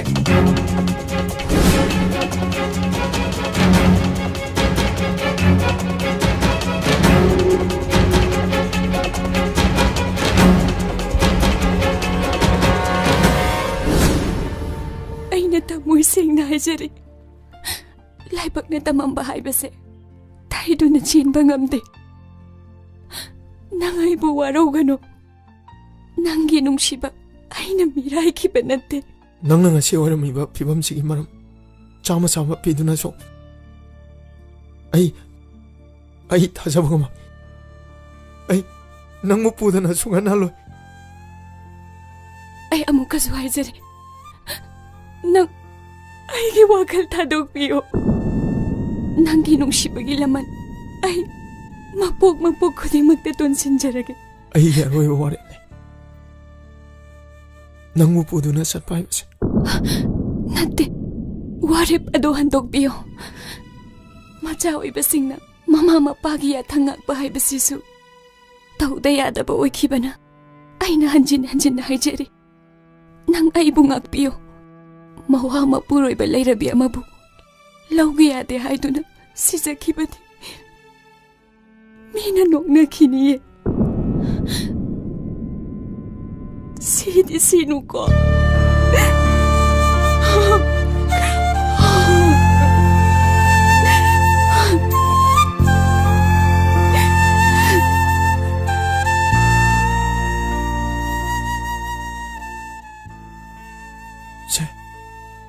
ꯊꯦꯡꯉꯦ ꯅꯪ ꯆꯠꯂꯣ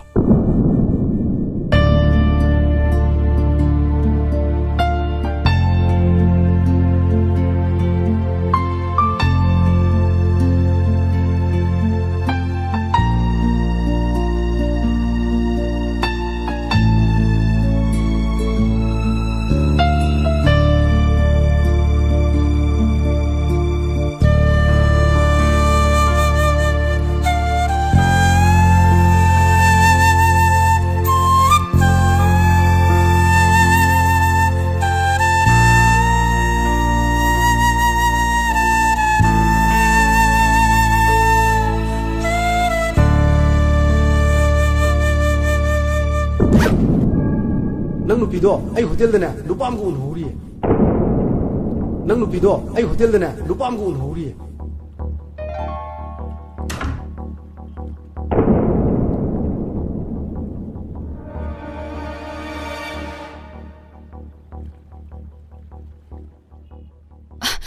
Kaya chapidoino nang labani nei chapyare kaidano yumda babunga saunabro kayuna samangise maramdo di harambadi yaidana kari gino abni nang maram yam khangise ha maram yam khangni morna sikai dino sikai buruge oi nachinu kumu sikai buruge abne hey ngasida gine aini chaning ba chapa toning ba tobudane nang na thingma ngam gi haktu leitrabni ka ba kai gino nang hotel do doi chali do ha nachinu kumu kari gino abne adugi oire adudi iche belasni na thabak chalu se habdu chatmina bane ai nga sai hai du mo da nang na chin do phasan thire bana nang aran ba mukup no na da aran ba chama chama ngang duri na nang na tori ba thabak tu bu ai na khangam moin kan bro ai khangam moin kan bro nang na pakum kya pidra su ai na ka su thaje ga do leiti nati nang na tori ba thaba du bu ai na torma matam da nang nu ngang gadro nang mu nu ngai gadro adudi nang na serana na khan bane ai tum le tai de aina nangbu thakki adawana khanjaro ba aduga nangna chukyam nemjari ba na puroi ba leina atopa lamlan ma magu na banga mamni na ai gi pham da gi nangna pedre sikari no ai bane nangna khongbam du thangjen ring ai mamang da ai gonda ju kitang di khangalam be aidana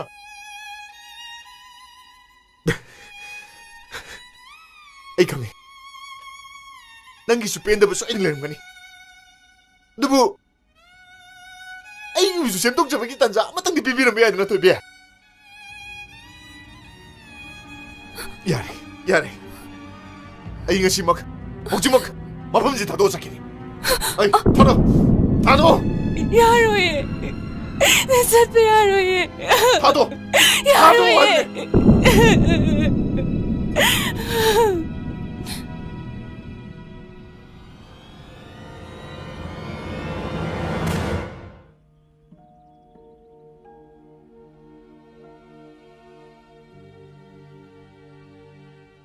ngasai ngai noi nang angnari bo wado ipalo intare karigin ho ipa bo asuk sam thi kai ba piri bise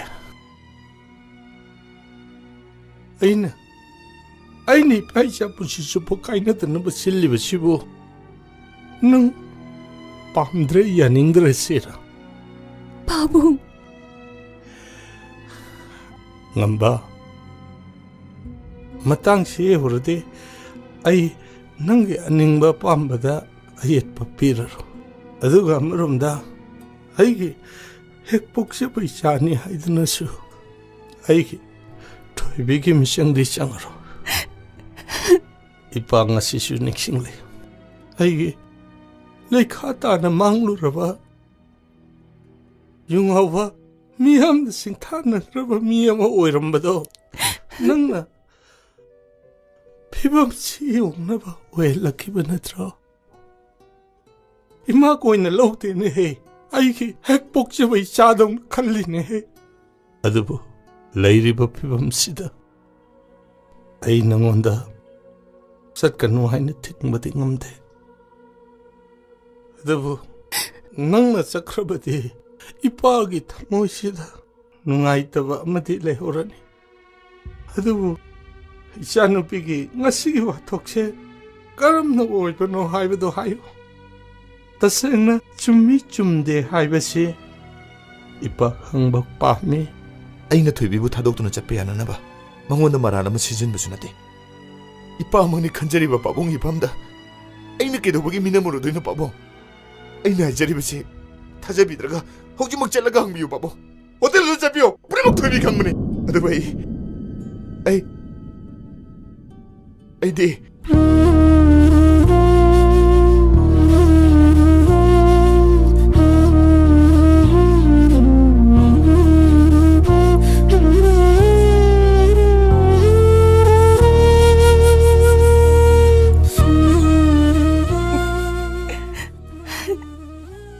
자기 임반나 버기 럼비다 이빠나 코팅질로 보세 이빨란 그만이 토이비 나시다기 파이엘라로 샤기야 빰블람비다 아드다 샷자로 아드부 까이로 리까 시기 마망다디 능 이빠부 이까이바 비바디 야로이 라 혹시막 호텔 나도 ꯆꯠꯀꯗꯕꯅꯤ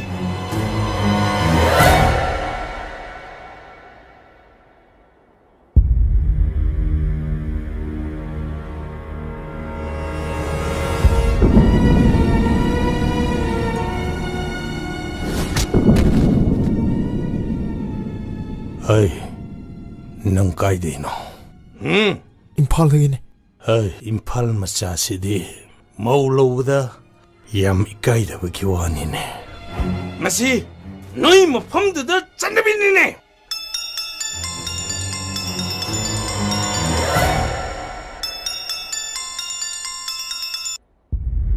할로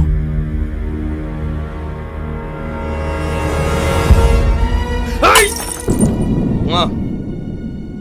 낭시 고시가 사람을 싸우니는데 우시다박이 와니네 그러기는 하 ꯅꯪꯅ ꯃꯌꯨꯝ ꯃꯀꯩ ꯄꯥꯟꯗꯨꯅ ꯂꯩꯔꯕ ꯑꯩꯒꯤ ꯏꯆꯥꯁꯤꯕꯨ ꯀꯧꯊꯣꯛꯇꯨꯅ ꯀꯔꯤꯒꯤ ꯎꯅꯔꯤꯕ ꯅꯪꯁꯤ ꯊꯦꯝꯕꯅꯧꯕ ꯌꯥꯝ ꯍꯩꯕꯒꯤ ꯋꯥꯅꯤꯅꯦ ꯍꯩ ꯌꯦꯡꯉꯣ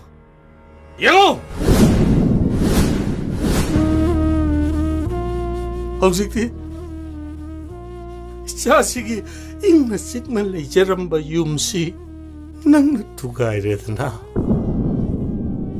낭 아이기 샤누피시 hꯧ지막 부두나 satkadabani 바바 나트로디 낭부 아이는 까이롤리 까이메함시 딱두나 낭부 나콩나 굿분드나 바락두렌들랑 타바다 낭부 까나나 깐먹는거네 하여 낭 hꯧ지막 부게브라 부로에브라 아요 부게브라 부로에브라 바봉 नशा पूजा कर भाई चलो पापा चलो लमलान में पास के बनाते चलो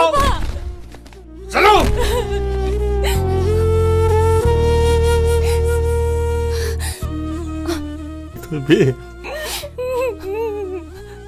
이빠기 거비 난 이빠 아픈 시대네고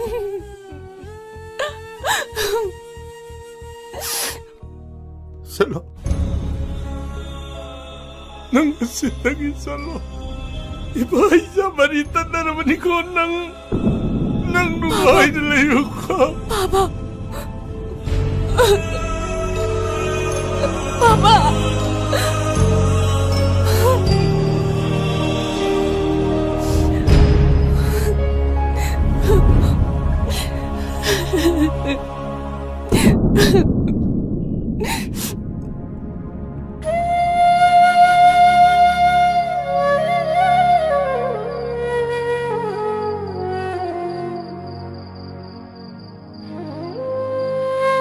마, 동비. 라에.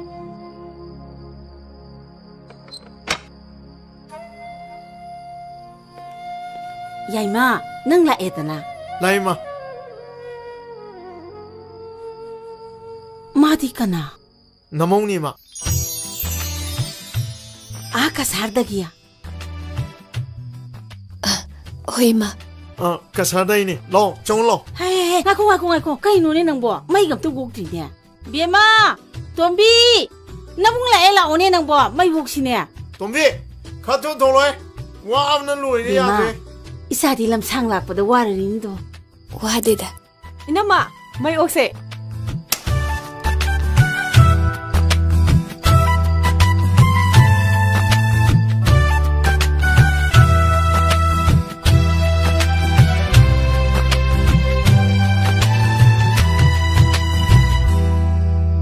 Yare.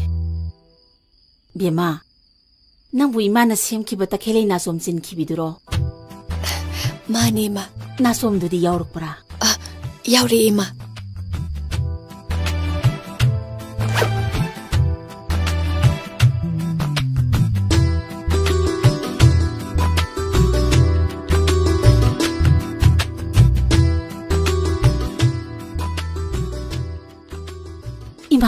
Ima pele. Nang daniko. Imagi ima uwi gadaba. Se hapsalo. Lao sangasi. Ma, Tombi, na ima changamo. Is, nang horror daw na. Ima changamo. Hoy. Angang si kuya lanuko. Ay am tung changage ba. Hoy.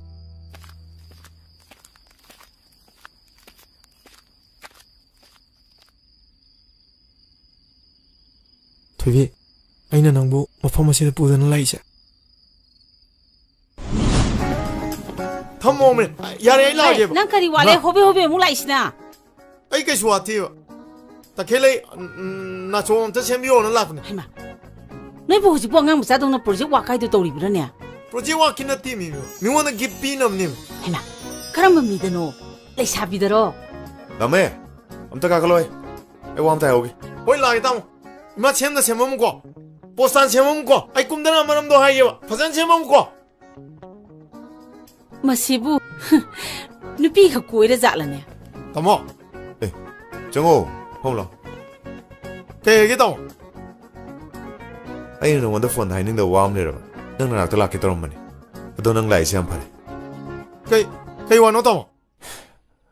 Ay na hai do wasin nang India da bani ko. Kay no tamo. Tamo na ram ni. Ay na mayam maning Laxman ni. Tamo na bi to ko. Inaw ning sing le siga ay na hai do sigon thong no bu chana kre. Tamo ai daw do hayo. Ay tarang kay nang no handoi ne. Laxman na matay masita sin na daw na nang sunatay mo ga doido. Question chena bataw. Kana no kay le kay dino. Le? No ye miuda ta mane masu. Sino biji khangdro. Se. No department pule hai na mana dia. Atamo. Ma se gi damukta sembirak pane. Ai ma lo do be ade. Aduna atopana mien kan jandana ba nana kupsen chena bata ke gumom chingna ba le na engon dekta pau pya kada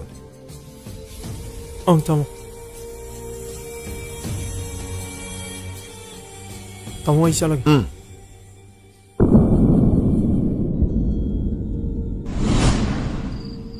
Tobi aina nangbo yom sina porkpagi maramde ai nungshibagi lilane Yamagira tangak.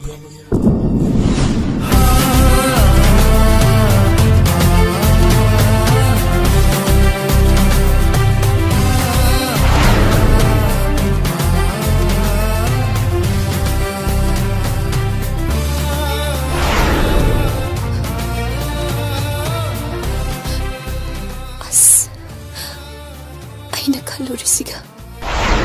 Do nan thok thok pa nung itu nang ga han minagi du kana. Ai khoi mam jani. My phone number ga lebu. Ai sung khangna ning do ne. Amta khangna gi yaba. As phone number ga khangde da. Ai, yengo.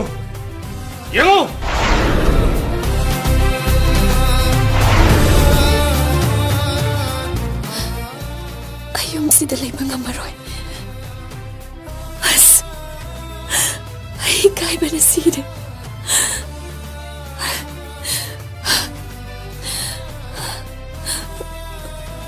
ꯑꯩ ꯆꯠꯂꯒꯦ ꯊꯣꯏꯕꯤ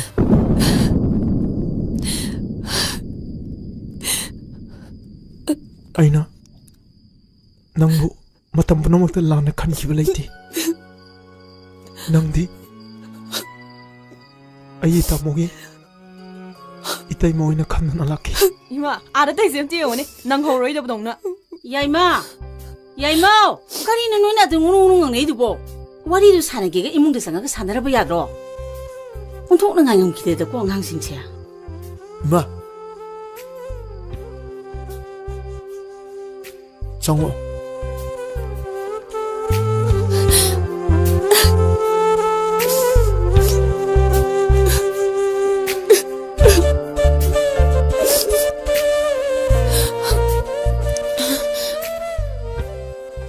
나 ꯑꯩꯈꯣꯏ ꯇꯥꯃꯣꯗ ꯍꯥꯟꯅ ꯑꯃꯨꯛꯇ ꯀꯧꯊꯣꯔꯛꯑꯣ ꯏꯃꯥ ꯍꯧꯖꯤꯛꯇ ꯍꯜꯂꯛꯈꯤꯗ ꯉꯥꯏꯕꯅꯦ ꯑꯩꯈꯣꯏ ꯄꯥꯕꯨꯡꯅꯅꯦ ꯃꯤ ꯑꯣꯏꯅ ꯉꯥꯡꯈꯤꯗ꯭ꯔꯕꯅꯦ ꯇꯥꯃꯣ ꯌꯥꯏ ꯏꯃꯥ ꯏꯃꯨꯡ ꯆꯪꯕ ꯂꯩꯔꯦ ꯑꯩꯈꯣꯏ ꯇꯥꯃꯣꯗ ꯍꯥꯟꯅ ꯑꯃꯨꯛꯇ ꯀꯧꯊꯣꯔꯛꯑꯣ ꯅꯠꯇ꯭ꯔꯗꯤ ꯄꯣꯁ ꯑꯃ ꯏꯇꯥ ꯇꯥꯔꯔꯣꯏꯕ ꯀꯔꯤ ꯇꯧꯔꯒꯦ ꯑꯃꯨꯛ ꯀꯩꯁꯨ ꯇꯧꯗꯦ ꯀꯧꯗ ꯀꯧꯊꯣꯔꯛꯑꯣꯕ ꯍꯣꯏ ꯍꯣꯏ ꯍꯣꯏ ꯍꯥꯏ 이bun ꯑꯆꯧꯕ ꯅꯅꯥꯎꯁꯦ ꯍꯜꯂꯛꯑꯦꯅꯦ ꯀꯅꯥꯅꯣꯝꯁꯨ ꯌꯥꯎꯔꯛꯏ ꯂꯥꯎꯅꯦꯍꯦ ꯑꯣ ꯂꯥꯏ ꯂꯥꯏ ꯍꯥꯏ ꯀꯔꯤ ꯍꯥꯏꯒꯦ ꯍꯥꯏꯅꯣꯅꯦ ꯅꯪꯕꯣ ꯑꯁ ꯇꯥꯃꯣ ꯈꯔ ꯊꯨ ꯊꯣꯛꯂꯣ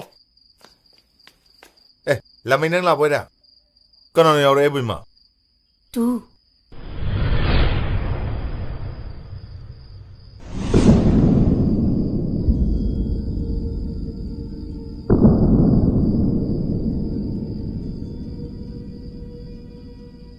이마 ꯑꯩꯈꯣꯏ ꯇꯥꯃꯣ 이때문에 ꯇꯥꯃꯣ ꯑꯩꯅꯦ ꯃꯌꯥꯝ ꯅꯤꯡꯕ ꯂꯛꯁꯃꯟ ꯁꯥꯕꯗꯅꯦ ꯊꯥꯡ ꯑꯀꯣꯟꯕꯤ ꯆꯥꯒꯦ ꯇꯧꯏ 이태이마ꯁꯦ ꯌꯥꯝ ꯋꯥꯅ ꯄꯣꯔꯛꯈ꯭ꯔꯖꯥꯠꯅꯤ ꯁꯤꯅꯤꯡ ꯆꯤꯠꯇ ꯑꯩꯅ ꯄꯣꯔꯛꯏꯅꯤ ꯏꯃꯥ ꯑꯗꯨꯗ ꯇꯧꯗꯅ ꯀꯥꯟꯅꯔꯣꯏ ꯉꯥ ꯑꯆꯧꯕ ꯑꯃ ꯊꯣꯡꯉ ꯆꯥꯊꯔꯁꯤ ꯍꯧꯖꯤꯛ ꯀꯔꯤꯅꯣꯅꯦ ꯅꯣꯏꯅ ꯉꯥꯡꯅꯔꯤꯁꯤꯕꯣ ꯏꯃꯥꯕꯨ ꯆꯃꯝꯅꯔꯦꯅꯦ ꯇꯥꯃꯣ ꯇꯥꯃꯣꯅ 이태이마ꯗ ꯁꯥꯎꯔꯤꯗꯣ 이신 ꯏꯅꯥꯎ ꯄꯥꯎ ꯐꯥꯎꯅꯒꯗꯕꯅꯤ ꯀꯣꯟꯅ ꯋꯥꯔꯤꯗꯣ ꯁꯥꯔꯁꯦꯕ 이태이마ꯁꯦ ꯑꯃꯨꯛꯇ ꯂꯧꯁꯟꯕꯤꯌꯨ ꯂꯧꯁꯜꯂꯣꯏ ꯑꯩ ꯃꯥꯕꯨ ꯁꯨꯡꯂꯧ ꯂꯧꯁꯜꯂꯣꯏꯌꯦ ꯃꯥꯗꯤ ꯑꯩꯒ ꯄꯨꯟꯁꯤꯒꯤ ꯈꯥꯏꯅꯔꯕꯅꯤ ꯃꯥꯒꯤ ꯍꯛꯇꯒꯤ ꯅꯠꯇ꯭ꯔꯣ ꯏꯃꯥ ꯏꯄꯥꯗꯒꯤ ꯅꯨꯡꯁꯤꯕ ꯅꯨꯄꯤꯅ ꯍꯦꯜꯂꯦ ꯍꯥꯏꯗꯅ ꯄꯨꯝꯅꯃꯛ ꯊꯥꯗꯣꯛꯂꯨꯕꯒꯤ ꯏꯔꯥꯜ ꯑꯃ ꯂꯪꯁꯤꯜꯂꯤꯕꯁꯦ ꯃꯥꯏꯗꯃꯛꯇꯅꯤꯅꯦ ꯏꯃꯥ ꯏꯄꯥ ꯊꯥꯗꯣꯛꯇꯨꯅ ꯃꯥꯏ ꯃꯌꯨꯝꯗꯨꯗ ꯌꯥꯎꯍꯟꯗꯨꯅ ꯂꯩꯔꯨꯁꯦ ꯍꯩ ꯏꯀꯥꯏ ꯈꯪꯗꯕꯤ ꯅꯄꯨꯔꯣꯏꯕ ꯂꯩꯅ ꯑꯆꯤꯛꯄ ꯀꯥ ꯑꯃꯗ ꯑꯇꯣꯞꯄ ꯅꯨꯄꯥ ꯑꯃꯒ ꯆꯤꯛꯇꯅꯕꯤ ꯉꯝꯕꯤ ꯄꯦꯅꯥꯏꯗꯕꯤ ꯅꯪꯒꯨꯝꯕꯅꯁꯨ ꯌꯨꯝ ꯑꯁꯤꯒꯤ ꯃꯧ ꯑꯣꯏꯕꯗꯤꯅꯦ ꯑꯣꯏꯊꯣꯛꯇꯕꯅꯤ ꯈꯪꯉꯕ ꯇꯥꯃꯣ ꯇꯥꯃꯣ ꯇꯥꯃꯣꯏꯗꯣ ꯁꯦꯔꯥꯟꯅꯅ ꯆꯠꯈꯤꯗꯧꯔꯦ ꯇꯥꯃꯣ ꯅꯅꯥꯎ ꯀꯩꯅꯣꯝꯇ ꯁꯦꯡꯗꯣꯛꯆꯍꯧꯈꯤꯒꯦꯕ ꯀꯔꯤꯅꯣꯃꯤ ꯅꯣꯏꯅ ꯉꯥꯡꯅ ꯁꯥꯏꯁꯤꯕꯣ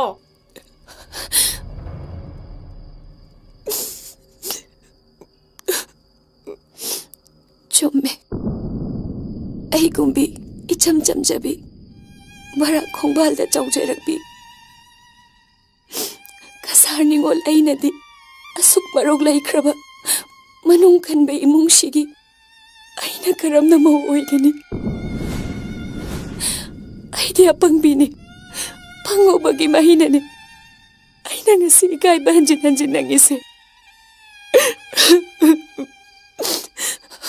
tamo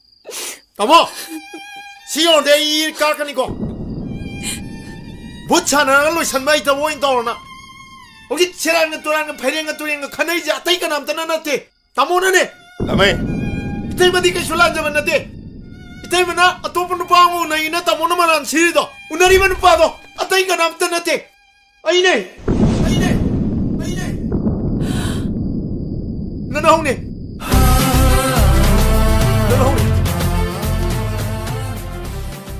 aduga hanjin nang unaribagi maramna aina 이때마세 아토폰 바다 마윰 발레 칼루버다기 마오에르스 롱니 하기바 따모기다마 hanjin 이때마보 기리기리 따가 이나 마팜시다 뽀르키베네 나나우 락스만 와요 하이키부도 따모보 까오르보 따모나 이샤기 아빠 아마 박노원하보다 미메 아마마 아빵망 아오마 시리 까리기노 라마이 내 말랑 그만해 따모 ꯑꯩꯅ ꯃꯤꯒꯤ ꯄꯥꯎꯕꯨ ꯊꯥꯖꯔꯨꯕ ꯑꯆꯨꯝ-ꯆꯨꯝꯗ ꯊꯤꯗꯣꯛꯇꯅ ꯑꯁꯥꯎꯕꯅ ꯃꯥꯡꯊꯥꯗꯨꯅ ꯂꯥꯛꯈꯤꯕ ꯑꯩꯅ ꯅꯪ ꯑꯣꯏꯔꯝꯒꯅꯤ ꯈꯜꯂꯨꯗꯕꯅ ꯀꯁꯥꯔ ꯃꯆꯥ ꯈꯔꯅ ꯅꯌꯥꯝꯕꯕꯨ ꯍꯥꯠꯅꯕ ꯍꯣꯠꯅꯔꯛꯄꯒꯤ ꯃꯄꯥ ꯆꯥꯔꯨꯕꯗꯒꯤ ꯑꯩꯅ ꯃꯉꯣꯟꯗ ꯀꯌꯥꯗ ꯂꯥꯟꯅ ꯂꯧꯔꯨꯔꯦ ꯅꯪꯅ ꯌꯥꯝꯕꯕꯨ ꯋꯥꯔꯧꯒꯅꯨꯀꯣ ꯇꯥꯃꯣ ꯅꯅꯥꯎꯁꯨ ꯇꯥꯃꯣꯕꯨ ꯂꯥꯟꯅ ꯈꯟꯕ ꯅꯠꯇꯦ ꯇꯥꯃꯣꯒ 이때이마가 루홍마기 포토 우르부다기 나나오나 이때이마니 강자락바다기 이때이마세 부게 양무 뿌락바네 이때이몽의 빠봉도 서우나 로여오래 말하면두나 아이 तामोगा इसीलिए ना उन्हें हाइडो पंगम हम यारे यारे नसीना नाव की ड्रामा दो लोग इमा ताबंगम द्रे कई ले कई न तारक करीनो हने दो इसी बो ना तो इजादी दको न खोइशिया बेमा इमा लोई न तारे इमा उन्हें लान बनाती आई की मथोंग हुक तब इसा अनिश न लान बवरम में इसा वारम मनी लाओ इमुंग संगसी इमा नचा बुंगाक पियो नचा हंजक्रगे करी अहिदी अपंगबीने अहिगी अपंगब वाखलना मैतै इपा इपुगी लमदम से लेनिंग बहन मनखिदुना ngasi ikaiba jopa nangise punsida sidagi heni ikaiba muk leiraroi ima nacha bungak biyo ai chachakhrage ima tema nang ai wasong tata ai nang ina pam diam lan kre thobe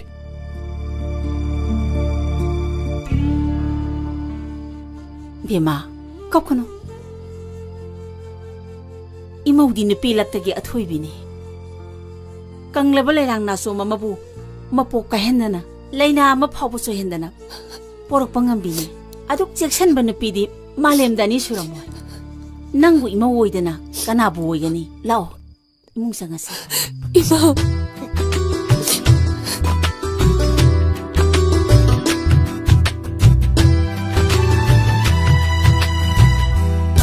fajaba mai thong sibu aigi oidana kanagi oigani asuk fajaba mai thong sibu aigi oidana kanagi oigani ashum ning tibi mahak sibu aigi oidana kanagi oigani ashum ning tibi mahak sibu aigi oidana kanagi oigani aina nupi koidriba mabu ngairamba oibata aina thamoi letriba mabu ngairamba oibata aina nupi koidriba mabu ngairamba oibata aina thamoi letriba mabu ngairamba oibata asuk fajaba mai thong sibu aigi oidana kanagi oigani ashum ning tibi mahak sibu aigi oidana kanagi